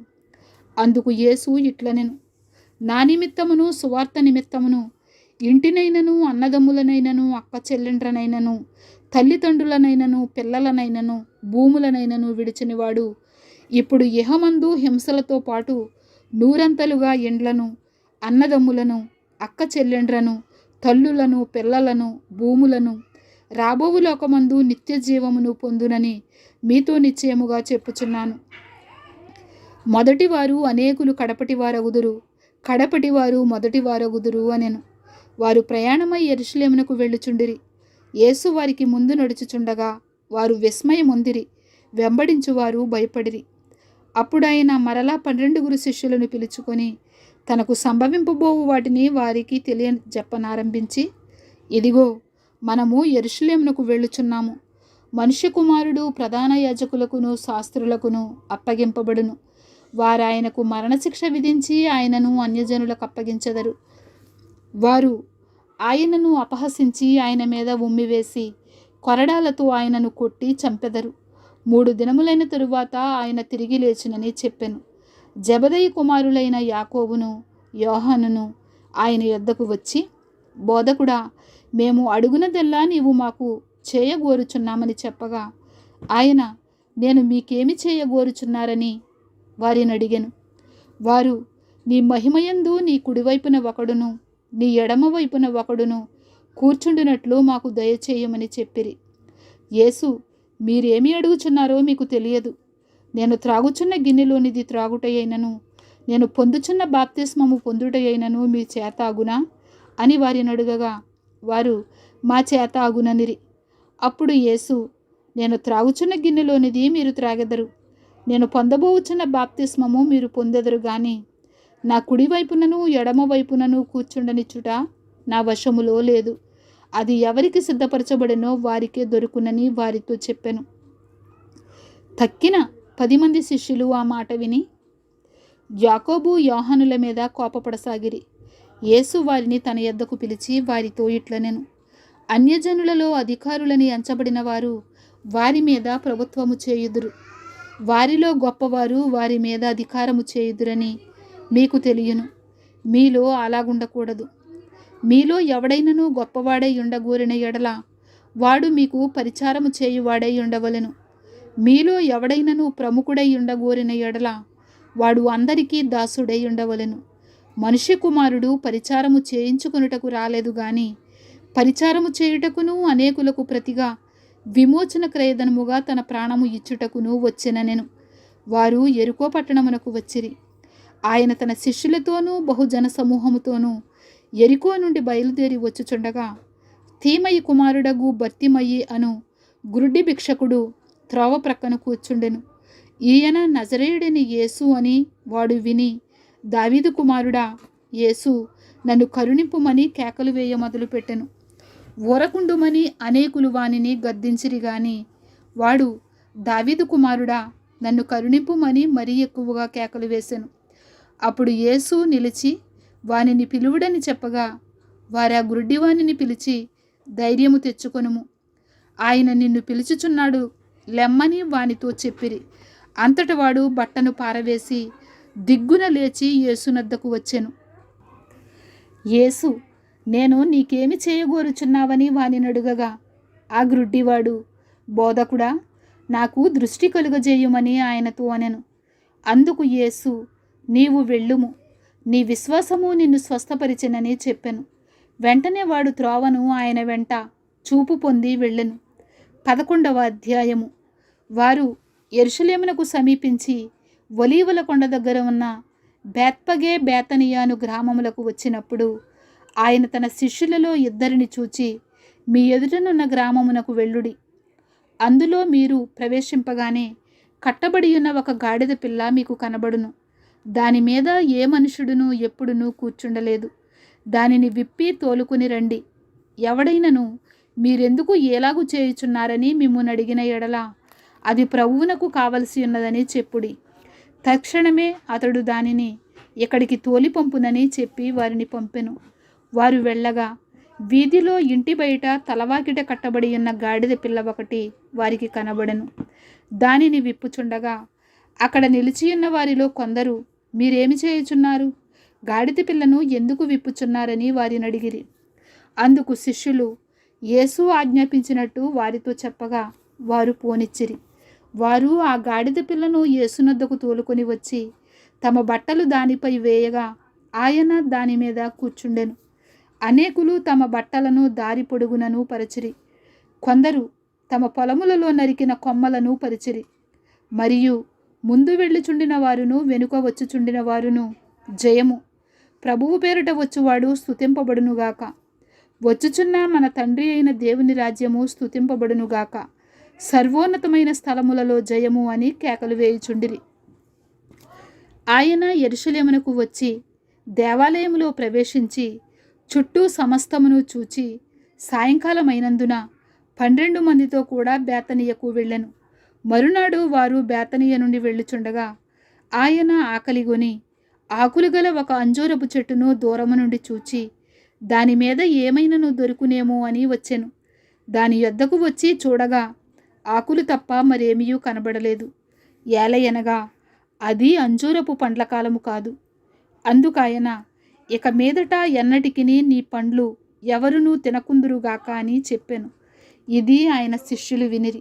వారు యెరూషలేమునకు వచ్చినప్పుడు ఆయన దేవాలయంలో ప్రవేశించి దేవాలయములో క్రయ విక్రయములు చేయువారిని వెళ్ళగొట్టనారంభించి రోకలు మార్చువారి బల్లలను గువ్వలమ్ము వారి పీటలను పడద్రోసి దేవాలయము గుండా ఏ పాత్ర అయినను ఎవనిని తేనియ్యకుండెను. మరియు ఆయన బోధించుచు, నా మందిరము సమస్తమైన అన్యజనులకు ప్రార్థనా మందిరమనబడును అని వ్రాయబడలేదా? అయితే మీరు దానిని దొంగల గుహగా చేసితిరనెను. శాస్త్రులను ప్రధాన యాజకులను ఆ మాట విని జనసమూహమంతయు ఆయన బోధకు బహుగా ఆశ్చర్యపడుట చూచి ఆయనకు భయపడి ఆయనని ఎలాగు సంహరించుదుమా అని సమయము చూచుచుండిరి. సాయంకాలమైనప్పుడు ఆయన పట్టణములో నుండి బయలుదేరెను. ప్రొద్దున వారు మార్గమున పోవుచుండగా ఆ అంజూరపు చెట్టు వేళ్ళు మొదలుకొని ఎండియుండుట చూచిరి. అప్పుడు పేతురు ఆ సంగతి జ్ఞాపకమునకు తెచ్చుకొని, బోధకుడా, ఇదిగో నీవు శపించిన అంజూరపు చెట్టు ఎండిపోయెనని ఆయనతో చెప్పెను. అందుకు యేసు వారితో ఇట్లనెను, మీరు దేవుని యందు విశ్వాసముంచుడి. ఎవడైనను ఈ కొండను చూచి నీవు ఎత్తబడి సముద్రములో పడవేయబడుమని చెప్పి తన మనస్సులో సందేహింపక తాను చెప్పినది జరుగునని నమ్మిన ఎడల వాడు చెప్పినది జరుగునని మీతో నిశ్చయముగా చెప్పుచున్నాను. అందుచేత ప్రార్థన చేయనప్పుడు మీరు అడుగుచున్న వాటినెల్లను పొంది ఉన్నామని నమ్ముడి, అప్పుడు అవి మీకు కలుగునని మీతో చెప్పుచున్నానెను. మీకు ఒకని మీద విరోధమేమైనను కలిగి ఉన్న ఎడల మీరు నిలువబడి ప్రార్థన చేయునప్పుడెల్లను వాని క్షమించుడి. అప్పుడు పరలోకమందున్న మీ తండ్రియు మీ పాపములు క్షమించును. వారు యెరూషలేమునకు తిరిగి వచ్చిరి. ఆయన దేవాలయంలో తిరుగుచుండగా ప్రధాన యాజకులను శాస్త్రులను పెద్దలను ఆయన యొద్దకు వచ్చి, నీవు ఏ అధికారము వలన ఈ కార్యములు చేయుచున్నావు? వీటిని చేయుటకు ఈ అధికారము నీకెవడిచ్చెనని అడిగిరి.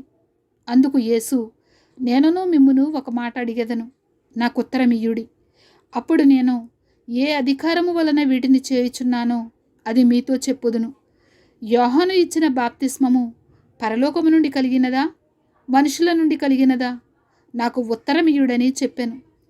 అందుకు వారు, మనము పరలోకము నుండి కలిగినదని చెప్పిన ఎడల ఆయన, అలాగైతే మీరు ఎందుకు అతని నమ్మలేదని అడుగును. మనుషుల వలన కలిగినదని చెప్పుదుమా అని తమలో తాము ఆలోచించుకొనిరి. గాని అందరూ యోహాను నిజముగా ప్రవక్త అని ఎంచిరి గనుక ప్రజలకు భయపడి ఆ సంగతి మాకు తెలియదని యేసునకు ఉత్తరమిచ్చిరి. అందుకు యేసు, ఏ అధికారం వలన ఈ కార్యములు చేయుచున్నానో అదియు నేను మీతో చెప్పననెను. 12వ అధ్యాయము. ఆయన ఉపమాన రీతిగా వారికి బోధింపనారంభించెను. ఎట్లనగా, ఒక మనుష్యుడు ద్రాక్ష తోట నాటించి దాని చుట్టూ కంచి వేయించి ద్రాక్షల తొట్టి తొలిపించి గోపురము కట్టించి కాపులకు దానిని గుత్తకిచ్చి దేశాంతరము పోయెను. పంటకాలమందు ఆ కాపుల నుండి ద్రాక్ష తోట పండ్లలో తన భాగము తీసుకుని వచ్చుటకు కాపుల యొద్దకు అతడు ఒక దాసుని పంపగా వారు వాని పట్టుకొని కొట్టి వట్టి చేతులతో పంపివేసిరి. మరలా అతడు మరి ఒక దాసుని వారి యొద్దకు పంపగా వారు వాని తలగాయము చేసి అవమానపరిచిరి. అతడు మరి ఒకని పంపగా వానిని చంపిరి. అతడింకా అనేకులను పంపగా వారు కొందరిని కొట్టిరి, కొందరిని చంపిరి. ఇంకను అతనికి ప్రియకుమారుడు ఒకడుండెను గనుక వారు తన కుమారుని సన్మానించెదరనుకొని తుదకు వారి యొద్దకు అతనిని పంపెను. అయితే ఆ కాపులు, ఇతడు వారసుడు, ఇతని చంపుదము రండి, అప్పుడు స్వాస్థ్యము మనదగునని తమలో తాము చెప్పుకొని అతనిని పట్టుకొని చంపి ద్రాక్ష తోట వెలుపల పారవేసిరి. కావున ఆ ద్రాక్ష తోట యజమానుడేమి చేయును? అతడు వచ్చి ఆ కాపులను సంహరించి ఇతరులకు ఆ ద్రాక్ష తోట ఇచ్చును కదా. మరియు ఇల్లు కట్టువారు నిరాకరించిన రాయి మూలకు తలరాయి ఆయెను. ఇది ప్రభువు వలననే కలిగెను, ఇది మన కన్నులకు ఆశ్చర్యము అను లేఖనము మీరు చదువలేదా అని అడుగగా, తమ్మును గూర్చి ఆ ఉపమానము చెప్పినని వారు గ్రహించి ఆయనను పట్టుకొనుటకు సమయము చూచుచుండిరి గాని జనసమూహమునకు భయపడి ఆయనను విడిచిపోయిరి. వారు మాటలలో ఆయనను చిక్కుపరచవలెనని పరిసయ్యులను హేరోదీయులను కొందరిని ఆయన యొద్దకు పంపిరి. వారు వచ్చి, బోధకుడా, నీవు సత్యవంతుడవు, నీవు ఎవనిని లక్ష్య పెట్టని వాడవని మేమెరుగుదుము. నీవు మోమాటము లేని వాడవై దేవుని మార్గము సత్యముగా బోధించువాడవు. కైసరుకు పన్నిచ్చుట న్యాయమా కాదా? ఇచ్చెదమా ఇయ్యకుందుమా అని ఆయనను అడిగిరి. ఆయన వారి వేషధారణను ఎరిగి, మీరు నన్ను ఎందుకు శోధించుచున్నారు? ఒక దేనారము నా యొద్దకు తెచ్చి చూపుడని వారితో చెప్పెను. వారు తెచ్చిరి. ఆయన, ఈ రూపమును పై వ్రాతయు ఎవరివని వారిని అడుగగా వారు, కైసరువి అనిరి. అందుకు యేసు, కైసరువి కైసరునకును, దేవునివి దేవునికిని చెల్లించుడని వారితో చెప్పగా వారు ఆయనను గూర్చి బహుగా ఆశ్చర్యపడిరి. పునరుద్ధానము లేదని చెప్పిడి సద్దూకయ్యులు ఆయన యొద్దకు వచ్చి, బోధకుడా, తన భార్య బ్రతికియుండగా ఒకడు పిల్లలు లేక చనిపోయిన ఎడల వాని సహోదరుడు వాని భార్యను పెండ్లి చేసుకుని తన సహోదరునికి సంతానము కలుగజేయవలెనని మోషే మాకు వ్రాసి ఇచ్చెను. 7 సహోదరులుండిరి. మొదటివాడు ఒక స్త్రీని పెండ్లి చేసుకుని సంతానము లేక చనిపోయాను గనుక రెండవ వాడు ఆమెను పెండ్లి చేసుకునెను, వాడును సంతానము లేక చనిపోయాను. అటువలనే 3వ వాడును చనిపోయాను. ఇట్లు 7 సంతానము లేకయే చనిపోయిరి. అందరి వెనుక ఆ స్త్రీయు చనిపోయాను. పునరుద్ధానమందు వారిలో ఎవనికి ఆమె భార్యగా ఉండును? ఆమె ఆ 7 భార్య ఆయను కదా అని అడిగిరి. అందుకు యేసు, మీరు లేఖనములను గాని దేవుని శక్తిని గాని ఎరుగకపోవుట వలననే పొరబడుచున్నారు. వారు మృతులలో నుండి లేచినప్పుడు పెండ్లి చేసుకొనరు, పెండ్లికి ఇయ్యబడరు గాని పరలోకమందున్న దూతల వలె ఉందురు. వారు లేచెదరని మృతులను గూర్చిన సంగతి మోషే గ్రంథమందలి పొదను గూర్చిన భాగములో మీరు చదువలేదా? ఆ భాగములో దేవుడు, నేను అబ్రహాము దేవుడను, ఇస్సాకు దేవుడను, యాకోబు దేవుడనని అతనితో చెప్పెను. ఆయన సజీవుల దేవుడు గాని మృతుల దేవుడు కాడు. కావున మీరు బహుగా పొరబడుచున్నారని వారితో చెప్పెను. శాస్త్రులలో ఒకడు వచ్చి వారు తర్కించుట విని ఆయన వారికి బాగుగా ఉత్తరమిచ్చినని గ్రహించి, ఆజ్ఞలన్నిటిలో ప్రధానమైనది ఏదని ఆయనను అడిగెను. అందుకు యేసు, ప్రధానమైనది ఏదనగా, ఓ ఇశ్రాయేలు, వినుము, మన దేవుడైన ప్రభువు అద్వితీయ ప్రభువు. నీవు నీ పూర్ణ హృదయముతోనూ, నీ పూర్ణాత్మతోనూ, నీ పూర్ణ వివేకముతోనూ, నీ పూర్ణ బలముతోనూ నీ దేవుడైన ప్రభువును ప్రేమింపవలెననున్నది ప్రధానమైన ఆజ్ఞ. రెండవది, నీవు నిన్నువలే నీ పొరుగువానిని ప్రేమింపవలెననున్నది రెండవ ఆజ్ఞ. వీటికంటే ముఖ్యమైన ఆజ్ఞ మరేదియూ లేదని అతనితో చెప్పెను. ఆ శాస్త్రి, బోధకుడా, బాగుగా చెప్పితివి. ఆయన అద్వితీయుడనియు ఆయన తప్ప వేరొకడు లేడనియు నీవు చెప్పిన మాట సత్యమే. పూర్ణ హృదయముతోనూ, పూర్ణ వివేకముతోనూ, పూర్ణ బలముతోనూ ఆయనను ప్రేమించుటయు, ఒకడు తన్నువలే తన పొరుగువాని ప్రేమించుటయు సర్వాంగ హోమములన్నిటికంటేనూ బలుల కంటేనూ అధికమని ఆయనతో చెప్పెను. అతడు వివేకముగా ఉత్తరమిచ్చినని యేసు గ్రహించి, నీవు దేవుని రాజ్యమునకు దూరముగా లేవని అతనితో చెప్పెను. ఆ తరువాత ఎవడును ఆయనను ఏ ప్రశ్నయు అడుగా తెగింపలేదు. ఒకప్పుడు యేసు దేవాలయంలో బోధించుచుండగా, క్రీస్తు దావీదు కుమారుడని శాస్త్రులు చెప్పుచున్నారేమి? నేను నీ శత్రువులను నీకు పాదపీఠముగా ఉంచు వరకు నీవు నా కుడివైపున కూర్చుండుమని ప్రభువు నా ప్రభువుతో చెప్పెను అని దావీదే పరిశుద్ధాత్మ వలన చెప్పెను. దావీదు ఆయనను ప్రభువని చెప్పుచున్నాడే, ఆయన ఎలాగూ అతని కుమారుడగునని అడిగాను. సామాన్య జనులు ఆయన మాటలు సంతోషముతో వినుచుండిరి. మరియు ఆయన వారికి బోధించుచు ఇట్లనెను, శాస్త్రులను గూర్చి జాగ్రత్త పడుడి. వారు నిలువుటంగీలు ధరించుకొని తిరుగుటను, సంత వీధులలో వందనములను, సమాజ మందిరములలో అగ్రపీఠములను, విందులలో అగ్రస్థానములను కోరుచు, విధవరండ్ర ఇండ్లు దిగంరింగుచు, మాయా విశేషముగా దీర్ఘ ప్రార్థనలు చేయుదురు. వీరు మరి విశేషముగా శిక్ష పొందుదురనెను. ఆయన కానుక పెట్టె ఎదుట కూర్చుండి జనసమూహము ఆ కానుక పెట్టెలో డబ్బులు వేయుట చూచుచుండెను. ధనవంతులైన వారు అనేకులు అందులో విశేషముగా సొమ్ము వేయుచుండిరి. ఒక బీద విధవరాలు వచ్చి 2 కాసులు వేయగా ఆయన తన శిష్యులను పిలిచి, కానుక పెట్టెలో డబ్బులు వేసిన వారందరికంటే ఈ బీద విధవరాలు ఎక్కువ వేసెనని మీతో నిశ్చయముగా చెప్పుచున్నాను. వారందరూ తమకు కలిగిన సమృద్ధిలో నుండి వేసిరి, గాని ఈమె తన లేమిలో తనకు కలిగినదంతయు అనగా తన జీవనమంతయు వేసెనని చెప్పాను. 13వ అధ్యాయము. ఆయన దేవాలయంలో నుండి వెళ్ళుచుండగా ఆయన శిష్యులలో ఒకడు, బోధకుడా, ఈ రాళ్ళు ఎలాంటివో, ఈ కట్టడములు ఎలాంటివో చూడుమని ఆయనతో చెప్పాను. అందుకు యేసు, ఈ గొప్ప కట్టడములు చూచుచున్నావే, రాతి మీద రాయి ఒకటి అయినా ఇక్కడ నిలిచి ఉండకుండా పడద్రోయబడునని అతనితో చెప్పాను. ఆయన దేవాలయము ఎదుట ఒలీవల కొండ మీద కూర్చుండి ఉండగా పేతురు, యాకోబు, యోహాను, అంద్రెయాను వారు ఆయనను చూచి, ఇవి ఎప్పుడు జరుగును? ఇవన్నీ నెరవేరబోవు కాలమునకు ఏ గుర్తు కలుగును? అది మాతో చెప్పుమని ఆయనను ఏకాంతమందు అడుగగా యేసు వారితో ఇట్లు చెప్పసాగెను, ఎవడునూ మిమ్మును మోసపుచ్చకుండా చూచుకొనుడి. అనేకులు నా పేరట వచ్చి నేనే ఆయననని చెప్పి అనేకులను మోసపుచ్చెదరు. మీరు యుద్ధములను గూర్చియు యుద్ధ సమాచారములను గూర్చియు వినున్నప్పుడు కలవరపడకుడి. ఇవి జరగవలసి ఉన్నవి గాని అంతము వెంటనే రాదు. జనము మీదికి జనమును, రాజ్యము మీదికి రాజ్యమును లేచును. అక్కడక్కడ భూకంపములు కలుగును, కరువులు వచ్చును. ఇవే వేదనలకు ప్రారంభము. మిమ్మును గూర్చి మీరే జాగ్రత్త పడుడి. వారు మిమ్మును సభలకు అప్పగించెదరు, మిమ్మును సమాజ మందిరములలో కొట్టించెదరు. మీరు వారికి సాక్ష్యార్థమై అధిపతుల ఎదుటను రాజుల ఎదుటను నా నిమిత్తము నిలువబడెదరు. సకల జనములకు సువార్త ముందుగా ప్రకటింపబడవలెను.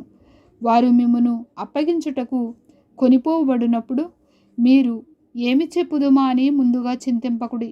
ఆ గడియలోనే మీకేది ఇయ్యబడనో అదే చెప్పుడి. చెప్పువాడు పరిశుద్ధాత్మయే గాని మీరు కారు. సహోదరుడు సహోదరుని, తండ్రి కుమారుని మరణమునకు అప్పగింతురు. కుమారులు తల్లిదండ్రుల మీద లేచి వారిని చంపింతురు. నా నామము నిమిత్తము అందరి చేత మీరు ద్వేషింపబడుదురు. అంతము వరకు సహించిన వాడే రక్షణ పొందును. మరియు నాశనకరమైన హేయ వస్తువు నిలువరాని స్థలమందు నిలుచుట మీరు చూచున్నప్పుడు చదువువాడు గ్రహించుగాక. యోదయలో ఉండువారు కొండలకు పారిపోవలెను. మిద్దె మీద ఉండువాడు ఇంటిలో నుండి ఏదైనాను తీసుకొని పోవుటకై దిగి అందులో ప్రవేశింపకూడదు. పొలములో ఉండువాడు తన వస్త్రము తీసుకొని పోవుటకు ఇంటిలోనికి తిరిగి రాకూడదు.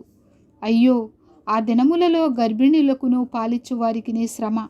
అది చలికాలమందు సంభవింపకుండవలెనని ప్రార్థించుడి. అవి శ్రమగల దినములు. దేవుడు సృజించిన సృష్టి ఆది నుండి ఇది వరకు అంత శ్రమ కలుగలేదు, ఇక ఎన్నడును కలుగబోదు. ప్రభువు ఆ దినములను తక్కువ చేయని ఎడల ఏ శరీరియు తప్పించుకొనకపోవును. ఏర్పరచబడిన వారి నిమిత్తము అనగా తాను ఏర్పరచుకొనిన వారి నిమిత్తము ఆయన ఆ దినములను తక్కువ చేసెను. కాగా ఇదిగో క్రీస్తు ఇక్కడ ఉన్నాడు, అదిగో అక్కడ ఉన్నాడు అని ఎవడైనను మీతో చెప్పిన ఎడల నమ్మకుడి. ఆ కాలమందు అబద్ధపు క్రీస్తులను, అబద్ధపు ప్రవక్తలను వచ్చి సాధ్యమైన ఎడల ఏర్పరచబడిన వారిని మోసపుచ్చుటకై సూచక క్రియలను, మహత్కార్యములను అగపరచెదరు. మీరు జాగ్రత్తగా ఉండుడి. ఇదిగో సమస్తమును మీతో ముందుగా చెప్పియున్నాను. ఆ దినములలో ఆ శ్రమ తీరిన తరువాత చీకటి సూర్యుని కమ్మును, చంద్రుడు తన కాంతిని ఇయ్యడు, ఆకాశము నుండి నక్షత్రములు రాలును, ఆకాశమందలి శక్తులు కదిలింపబడును. అప్పుడు మనుష్య కుమారుడు మహాప్రభావముతోనూ మహిమతోనూ మేఘారూఢుడై వచ్చుట చూచెదరు. అప్పుడైనా తన దూతలను పంపి భూమి అంతము మొదలుకొని ఆకాశాంతము వరకు నలుదిక్కుల నుండి తాను ఏర్పరచుకునిన వారిని పోగు చేయించును. అంజూరపు చెట్టును చూచి ఒక ఉపమానము నేర్చుకొనుడి.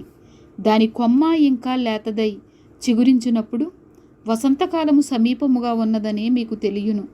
ఆ ప్రకారమే మీరు ఈ సంగతులు జరుగుట చూచినప్పుడు ఆయన సమీపముననే ద్వారము దగ్గరనే ఉన్నాడని తెలుసుకొనుడి. ఇవి అన్నీ జరుగు వరకు ఈ తరము గతింపదని నిశ్చయముగా మీతో చెప్పుచున్నాను. ఆకాశమును భూమియు గతించును గాని నా మాటలు గతింపవు. ఆ దినమును గూర్చియు ఆ గడియను గూర్చియు తండ్రి తప్ప ఏ మనుష్యుడైనను పరలోకమందలి దూతలైనను కుమారుడైనను ఎరుగరు. జాగ్రత్తపడుడి, మెలకువగా నుండి ప్రార్థన చేయుడి. ఆ కాలం ఎప్పుడు వచ్చునో మీకు తెలియదు. ఒక మనుష్యుడు తన దాసులకు అధికారమిచ్చి ప్రతివానికి వాని వాని పని నియమించి మెలకువగా ఉండుమని ద్వారపాలకునికి ఆజ్ఞాపించి ఇల్లు విడిచి దేశాంతరము పోయినట్టే ఆ కాలము ఉండును. ఇంటి యజమానుడు ప్రొద్దుగుంకి వచ్చునో, అర్ధరాత్రి వచ్చునో, కోడి కూయినప్పుడు వచ్చునో, తెల్లవారునప్పుడు వచ్చునో, ఎప్పుడు వచ్చునో మీకు తెలియదు. ఆయన అకస్మాత్తుగా వచ్చి మీరు నిద్రపోవచ్చుండుట చూచునేమో. గనుక మీరు మెలకువగా నుండుడి. నేను మీతో చెప్పుచున్నది అందరితోనూ చెప్పుచున్నాను, మెలకువగా నుండుడనెను. 14వ అధ్యాయము. 2 దినములైన పిమ్మట పస్కా పండుగ అనగా పులియని రొట్టెల పండుగ వచ్చెను. అప్పుడు ప్రధాన యాజకులను శాస్త్రులను మాయోపాయము చేత ఆయనను ఎలాగూ పట్టుకొని చంపుదుమా అని ఆలోచించుకొనిచుండిరి గాని ప్రజలలో అల్లరి కలుగునేమో అని పండుగలో వద్దని చెప్పుకొనిరి. ఆయన బేతనియలో కుష్ఠరోగి అయిన సీమోను ఇంట భోజనమునకు కూర్చుండి ఉన్నప్పుడు ఒక స్త్రీ మిక్కిలి విలువగల అచ్చ జటామాంసి అత్తరు బుడ్డి తీసుకొని వచ్చి ఆ అత్తరు బుడ్డి పగులగొట్టి ఆ అత్తరు ఆయన తల మీద పోసెను. అయితే కొందరు కోపపడి, ఈ అత్తరు ఎలాగూ నష్టపరచనేలా? ఈ అత్తరు 300 దేనారముల కంటే ఎక్కువ వెలకమ్మి బేదలకి ఇయ్యవచ్చునని చెప్పి ఆమెను గూర్చి సణుగుకొనిరి. అందుకు యేసు ఇట్లనెను, ఈమె జోలికి పోకుడి. ఈమెను ఎందుకు తొందర పెట్టుచున్నారు? ఈమె నా ఎడల మంచి కార్యము చేసెను. బేదలు ఎల్లప్పుడూ మీతోనే ఉన్నారు. మీకు ఇష్టమైనప్పుడల్లా వారికి మేలు చేయవచ్చును. నేను ఎల్లప్పుడూ మీతో ఉండను. ఈమె తన శక్తి కొలది చేసి నా భూస్థాపన నిమిత్తము నా శరీరమును ముందుగా అభిషేకించెను. సర్వలోకములో ఎక్కడ ఈ సువార్త ప్రకటింపబడునో అక్కడ ఈమె చేసినదియు జ్ఞాపకార్థముగా ప్రశంసింపబడునని మీతో నిశ్చయముగా చెప్పుచున్నానెను. 12 మందిలో ఒకడగు ఇస్కరియోతు యోధ ప్రధాన యాజకుల చేతికి ఆయనను అప్పగింపవలెనని వారి యొద్దకు పోగా వారు విని సంతోషించి వానికి ద్రవ్యమిత్తుమని వాగ్దానము చేసిరి గనుక వాడు ఆయనను అప్పగించుటకు తగిన సమయము కనిపెట్టుచుండెను. పులియని రొట్టెల పండుగలో మొదటి దినమున వారు పస్కా పశువును వధించినప్పుడు ఆయన శిష్యులు, నీవు పస్కాను భుజించుటకు మేమెక్కడికి వెళ్ళి సిద్ధపరచవలెనని కోరుచున్నావని ఆయన అడుగగా ఆయన, మీరు పట్టణములోనికి వెళ్ళుడి. అక్కడ నీళ్లకుండ మోయిచున్న ఒక మనుష్యుడు మీకు ఎదురుపడును. వాని వెంట పోయి వాడు ఎక్కడ ప్రవేశించును ఆ ఇంటి యజమానుని చూచి, నేను నా శిష్యులతో కూడా పస్కాను భుజించుటకు నా విడిది గది ఎక్కడనని బోధకుడు అడుగుచున్నాడని చెప్పుడి. అతడు సామాగ్రితో సిద్ధపరచబడిన గొప్ప మేడగది మీకు చూపించును. అక్కడ మన కొరకు సిద్ధపరచుడని చెప్పి తన శిష్యులలో 2 పంపెను. శిష్యులు వెళ్ళి పట్టణంలోనికి వచ్చి ఆయన వారితో చెప్పినట్టు కనుగొని పస్కాను సిద్ధపరిచిరి. సాయంకాలమైనప్పుడు ఆయన తన 12 మంది శిష్యులతో కూడా వచ్చెను. వారు కూర్చుండి భోజనము చేయుచుండగా యేసు, మీలో ఒకడు అనగా నాతో భుజించుచున్నవాడు నన్ను అప్పగించునని నిశ్చయముగా మీతో చెప్పుచున్నానని వారితో చెప్పగా వారు దుఃఖపడి, నేనా అని ఒకని తరువాత ఒకడు ఆయనను అడుగసాగిరి. అందుకాయన 12 మందిలో ఒకడే అనగా నాతో కూడా పాత్రలో చెయ్యి ముంచువాడే. నిజముగా మనుష్య కుమారుడు ఆయనను గూర్చి వ్రాయబడినట్టు పోవుచున్నాడు. అయితే ఎవని చేత మనుష్య కుమారుడు అప్పగింపబడుచున్నాడో ఆ మనుషునికి శ్రమ. ఆ మనుష్యుడు పుట్టియుండని ఎడల వానికి మేలనెను. వారు భోజనము చేయుచుండగా ఆయన ఒక రొట్టెను పట్టుకుని ఆశీర్వదించి విరిచి వారికిచ్చి, మీరు తీసుకొనుడి, ఇది నా శరీరమనెను. పిమ్మట ఆయన గిన్నె పట్టుకొని కృతజ్ఞతాస్తుతులు చెల్లించి దాని వారికిచ్చెను. వారందరూ దానిలోనిది త్రాగిరి. అప్పుడు ఆయన, ఇది నిబంధన విషయమై అనేకుల కొరకు చిందింపబడుచున్న నా రక్తము. నేను దేవుని రాజ్యములో ద్రాక్షరసము క్రొత్తదిగా త్రాగు దినము వరకు ఇకను దానిని త్రాగనని మీతో నిశ్చయముగా చెప్పుచున్నానెను. అంతట వారు కీర్తన పాడి ఒలీవల కొండకు వెళ్ళిరి. అప్పుడు యేసు వారిని చూచి, మీరందరూ అభ్యంతరపడెదరు. గొర్రెల కాపరిని కొట్టుదును, గొర్రెలు చెదిరిపోవును అని వ్రాయబడి ఉన్నది కదా. అయితే నేను లేచిన తరువాత మీకంటే ముందుగా గలిలయలోనికి వెళ్ళెదనెను. అందుకు పేతురు, అందరూ అభ్యంతరపడినను నేను అభ్యంతరపడనని ఆయనతో చెప్పగా, యేసు అతని చూచి, నేటి రాత్రి కోడి 2 మారులు కూయక మునిపే నీవు నన్ను ఎరుగనని ముమ్మారు చెప్పెదవని నీతో నిశ్చయముగా చెప్పుచున్నానెను. అతడు మరి ఖండితముగా, నేను నీతో కూడా చావవలసి వచ్చినను నిన్ను ఎరుగనని చెప్పనెను. అట్లు వారందరూ అనిరి. వారు గెత్సేమనే అనబడిన చోటునకు వచ్చినప్పుడు ఆయన, నేను ప్రార్థన చేసి వచ్చే వరకు మీరిక్కడ కూర్చుండుడని తన శిష్యులతో చెప్పి, పేతురును యాకోబును యోహానును వెంటబెట్టుకుని పోయి మిగుల విభ్రాంతి నొందుటకును చింతాక్రాంతుడగుటకును ఆరంభించెను. అప్పుడు ఆయన, నా ప్రాణము మరణమగునంతగా దుఃఖములో మునిగియున్నది. మీరిక్కడ ఉండి మెలకువగా ఉండుడని వారితో చెప్పి కొంత దూరము సాగిపోయి నేల మీద పడి, సాధ్యమైతే ఆ గడియ తన యొద్ద నుండి తొలగిపోవలెనని ప్రార్థించుచు, నాయనా, తండ్రి, నీకు సమస్తము సాధ్యము, ఈ గిన్నె నా యొద్ద నుండి తొలగించుము. అయినను నా ఇష్ట ప్రకారము కాదు, నీ చిత్త ప్రకారమే కానిమ్ము అనెను. మరలా ఆయన వచ్చి వారు నిద్రించుచుండుట చూచి, సీమోను, నీవు నిద్రించుచున్నావా? ఒక్క గడి అయినను మేలుకొని ఉండలేవా? మీరు శోధనలో ప్రవేశించకుండానట్లు మెలకువగా నుండి ప్రార్థన చేయుడి. ఆత్మ సిద్ధమే గాని శరీరము బలహీనమని పేతురుతో చెప్పి తిరిగిపోయి ఇంతకుముందు పలికిన మాటలనే పలుకుచూ ప్రార్థించెను. ఆయన తిరిగి వచ్చి చూడగా వారు నిద్రించుచుండిరి. ఏలయనగా వారి కన్నులు భారముగా ఉండెను. ఆయనకేమీ ఉత్తరమియ్యవలెనో వారికి తోచలేదు. ఆయన 3వసారి వచ్చి, మీరిక నిద్రపోయి అలసట తీర్చుకొనుడి, ఇక చాలును, గడియ వచ్చినది. ఇదిగో, మనిషి కుమారుడు పాపుల చేతికి అప్పగింపబడుచున్నాడు. లెండి, వెళ్ళుదము. ఇదిగో, నన్ను అప్పగించువాడు సమీపించియున్నాడని చెప్పెను. వెంటనే ఆయన ఇంకనూ మాట్లాడుచుండగా 12 మంది శిష్యులలో ఒకడైన ఇస్కరియోతు యూదా వచ్చెను. వానితో కూడా బహుజనులు కత్తులు గుదియలు పట్టుకొని ప్రధాన యాజకుల యొద్ద నుండి, శాస్త్రుల యొద్ద నుండి, పెద్దల యొద్ద నుండి వచ్చిరి. ఆయనను అప్పగించువాడు, నేనెవరిని ముద్దు పెట్టుకుందును, ఆయనే యేసు, ఆయనను పట్టుకొని భద్రముగా కొనిపోవుడని వారికి గుర్తు చెప్పియుండెను. వాడు వచ్చి వెంటనే ఆయన యొద్దకు పోయి, బోధకుడా అని చెప్పి ఆయనను ముద్దు పెట్టుకొనగా వారు ఆయన మీద పడి ఆయనను పట్టుకొనిరి. దగ్గర నిలిచి ఉన్నవారిలో ఒకడు కత్తి దూసి ప్రధాన యాజకుని దాసుని కొట్టి వాని చెవి తెగనరికెను. అందుకు యేసు, మీరు బందిపోటు దొంగ మీదికి వచ్చినట్టు కత్తులతోనూ గుదియలతోనూ నన్ను పట్టుకొన వచ్చితిరా? నేను ప్రతిదినము దేవాలయములో మీ యొద్ద ఉండి బోధించుచుండగా మీరు నన్ను పట్టుకొనలేదు. అయితే లేఖనములు నెరవేరునట్లు ఇలాగు జరుగుచున్నదని చెప్పెను. అప్పుడు వారందరూ ఆయనను విడిచి పారిపోయిరి. తన దిగంబర శరీరము మీద నారబట్ట వేసుకొని ఉన్న ఒక పడుచువాడు ఆయన వెంట వెళ్ళుచుండగా వారతనిని పట్టుకొనిరి.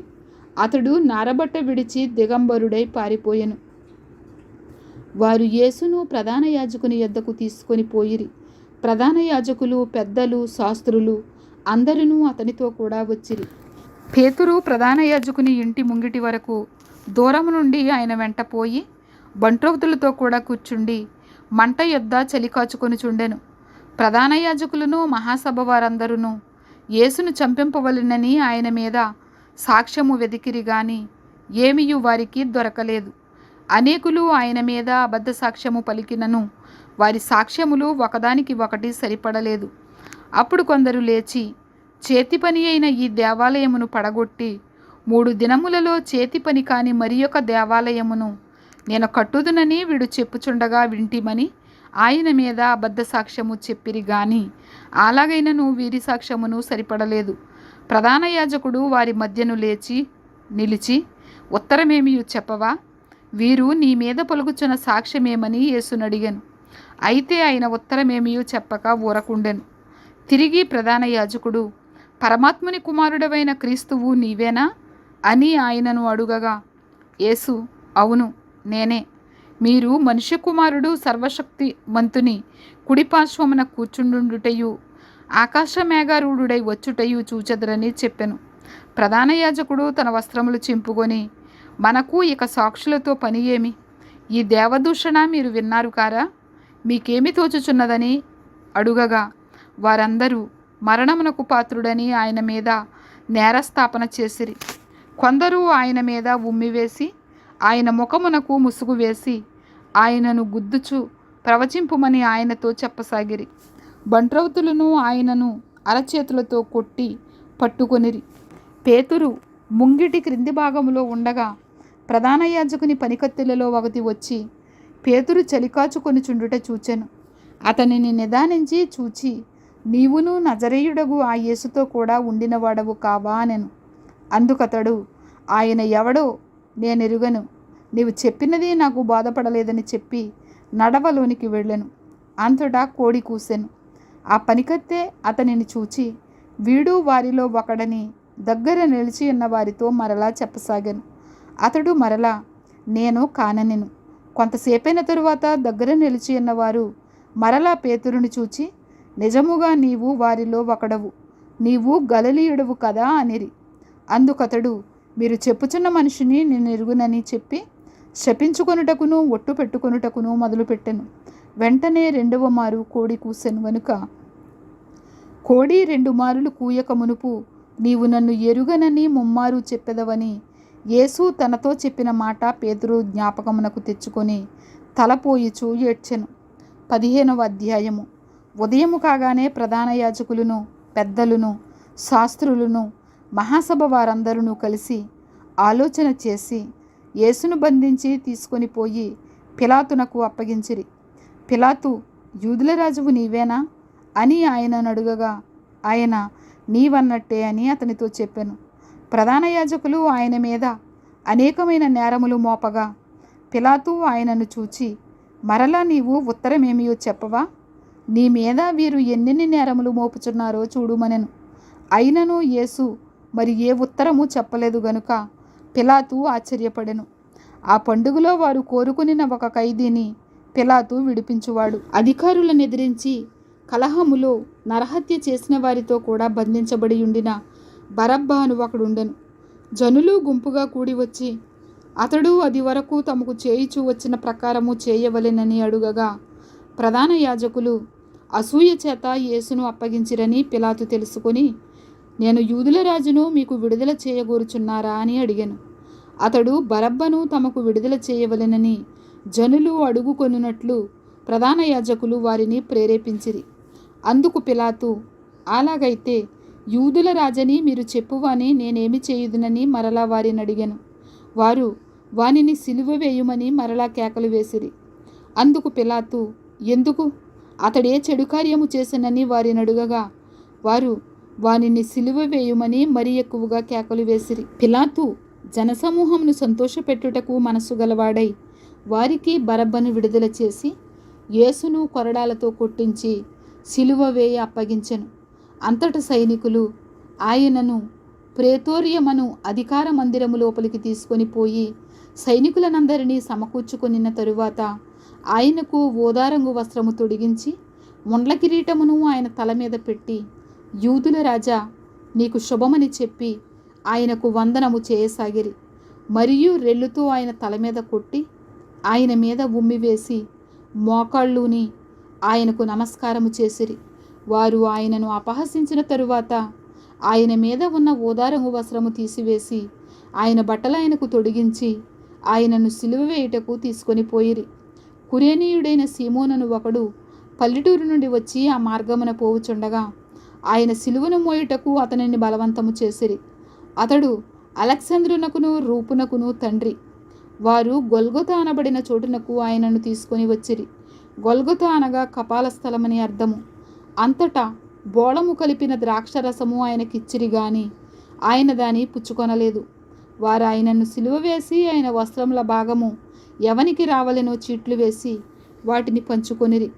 ఆయనను సిలువ వేసినప్పుడు పగలు 9 గంటలాయెను. మరియు యూదుల రాజైన యేసు అని ఆయన మీద మోపబడిన నేరమును వ్రాసి పైగా ఉంచిరి.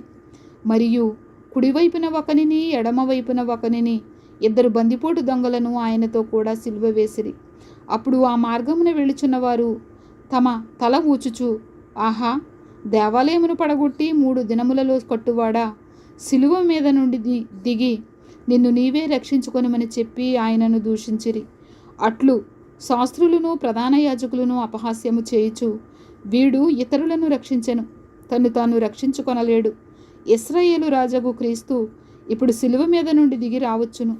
అప్పుడు మనము చూచి నమ్ముదమనుకొని ఒకరితో ఒకరు చెప్పుకొనిరి. ఆయనతో కూడా సిలువ వేయబడిన వారును ఆయనను నిందించిరి. మధ్యాహ్నము మొదలుకొని 3 గంటల వరకు ఆ దేశమంతటను చీకటి కమ్మెను. 3 గంటలకు యేసు ఎలోయి ఎలోయి లామా సబక్తాని అని బిగ్గరగా కేకవేసెను. ఆ మాటలకు నా దేవా నా దేవా, నన్ను ఎందుకు చెయ్యి విడిచితివని అర్థము. దగ్గర నిలిచి ఉన్నవారిలో కొందరు ఆ మాటలు విని, అదిగో ఏలియాను పిలుచుచున్నాడనిరి. ఒకడు పరిగెత్తిపోయి ఒక స్పంజి చిరకాలో ముంచి రెల్లున తగిలించి ఆయనకు త్రాగనిచ్చి, తాళుడి, ఏలియా విని దింపవచ్చునేమో చూతమనెను. అంతట యేసు గొప్ప కేక వేసి ప్రాణము విడిచెను. అప్పుడు దేవాలయపు తెర పైనుండి క్రింది వరకు 2గా చినిగెను. ఆయనకెదురుగా నిలిచి ఉన్న శతాధిపతి ఆయన ఏలాగు ప్రాణము విడుచుట చూచి, నిజముగా ఈ మనుషుడు దేవుని కుమారుడే అని చెప్పెను. కొందరు స్త్రీలు దూరము నుండి చూచుచుండిరి. వారిలో మగ్దలేనే మరియయు, చిన్న యాకోబు, యోసే అను వారి తల్లి అయిన మరియయు, సొలోమియు ఉండిరి. ఆయన గలిలయలో ఉన్నప్పుడు వీరాయనను వెంబడించి ఆయనకు పరిచారము చేసిన వారు. వీరు కాక ఆయనతో యెరూషలేమునకు వచ్చిన ఇతర స్త్రీలనేకులు వారిలో ఉండిరి. ఆ దినము సిద్ధపరచు దినము, అనగా విశ్రాంతి దినమునకు పూర్వదినము గనుక సాయంకాలమైనప్పుడు అరిమతయియ యోసేపు తెగించి పిలాతునొద్దకు వెళ్ళి యేసు దేహము తనకిమ్మని అడిగెను. అతడు ఘనత వహించిన ఒక సభ్యుడై దేవుని రాజ్యము కొరకు ఎదురుచూచువాడు. పిలాతు ఆయన ఇంతలోనే చనిపోయేనా అని ఆశ్చర్యపడి ఒక శతాధిపతిని తన యొద్దకు పిలిపించి, ఆయన ఇంతలోనే చనిపోయేనా అని అతనిని అడిగాను. శతాధిపతి వలన సంగతి తెలుసుకొని యోసేపునకు ఆ శవమును అప్పగించాను. అతడు నారబట్ట కొని ఆయనను దింపి ఆ బట్టతో చుట్టి బండలో తొలిపించిన సమాధి యందు ఆయనను పెట్టి ఆ సమాధి ద్వారమునకు రాయి పొర్లించెను. మగ్దలేనే మరియయు, యోసే తల్లి అయిన మరియయు ఆయన ఉంచబడిన చోటు చూచిరి. 16వ అధ్యాయము. విశ్రాంతి దినము గడిచిపోగానే మగ్దలేనే మరియయు, యాకోబు తల్లి అయిన మరియయు, సొలోమియు వచ్చి ఆయనకు పూయవలెనని సుగంధ ద్రవ్యములు కొనిరి. వారు ఆదివారమున పెందలకడ లేచి బయలుదేరి సూర్యోదయమైనప్పుడు సమాధి యొద్దకు వచ్చుచుండగా సమాధి ద్వారము నుండి మన కొరకు ఆ రాయి ఎవడు పొర్లించునని ఒకరితో ఒకరు చెప్పుకొనిరి. వారు వచ్చి కన్నులెత్తి చూడగా రాయి పొర్లింపబడి ఉండుట చూచిరి. ఆ రాయి ఎంతో పెద్దది. అప్పుడు వారు సమాధిలో ప్రవేశించి తెల్లని నిలువుటంగి ధరించుకొని ఉన్న ఒక పొడుచువాడు కుడివైపున కూర్చుండుట చూచి మిగుల కలవరపడిరి. అందుకతడు, కలవరపడకుడి, సిలువ వేయబడిన నజరేయుడకు యేసును మీరు వెతుకుచున్నారు. ఆయన లేచి ఉన్నాడు, ఇక్కడ లేడు. వారు ఆయనను ఉంచిన స్థలము చూడుడి. మీరు వెళ్ళి ఆయన మీకంటే ముందుగా గలిలయలోనికి వెళ్ళుచున్నాడనియు ఆయన మీతో చెప్పినట్లు అక్కడ మీరు ఆయనను చూతురనియు ఆయన శిష్యులతోనూ పేతురుతోనూ చెప్పుడనెను. వారు బయటకు వచ్చి విస్మయము నొంది వణుకుచు సమాధి యొద్ద నుండి పారిపోయిరి.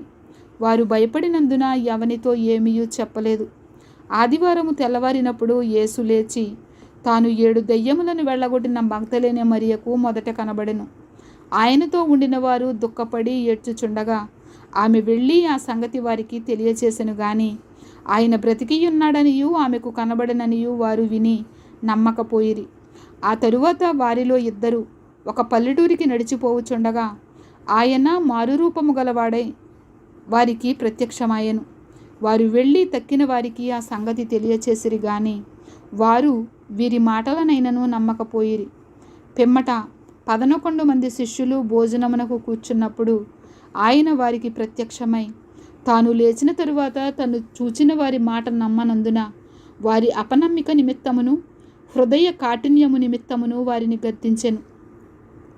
మరియు మీరు సర్వలోకమునకు వెళ్ళి సర్వసృష్టికి సువార్తను ప్రకటించుడి. నమ్మి బాప్తిస్మము పొందినవాడు రక్షింపబడును, నమ్మని వానికి శిక్ష విధింపబడును. నమ్మిన వారి వలన ఈ సూచక క్రియలు కనబడును. ఏవనగా నా నామమున దయ్యములను వెళ్ళగొట్టుదురు, క్రొత్త భాషలు మాట్లాడుదురు, పాములను ఎత్తిపట్టుకొందురు, మరణకరమైనదేది త్రాగినను అది వారికి హాని చేయదు. రోగుల మీద చేతులుంచినప్పుడు వారు స్వస్థత నొందుదురని వారితో చెప్పెను. ఏలాగూ ప్రభు అయిన యేసు వారితో మాట్లాడిన తరువాత పరలోకమునకు చేర్చుకొనబడి దేవుని కుడిపార్శ్వమున ఆసీనుడయ్యెను. వారు బయలుదేరి వాక్యమంతటా ప్రకటించిరి. ప్రభువు వారికి సహకారుడై యుండి వెనువెంట జరుగుచూ వచ్చిన సూచక క్రియల వలన వాక్యమును స్థిరపరచుచుండెను. ఆమేన్. మార్కు సువార్త ఇంతటితో ముగియుచున్నది. ఆమేన్.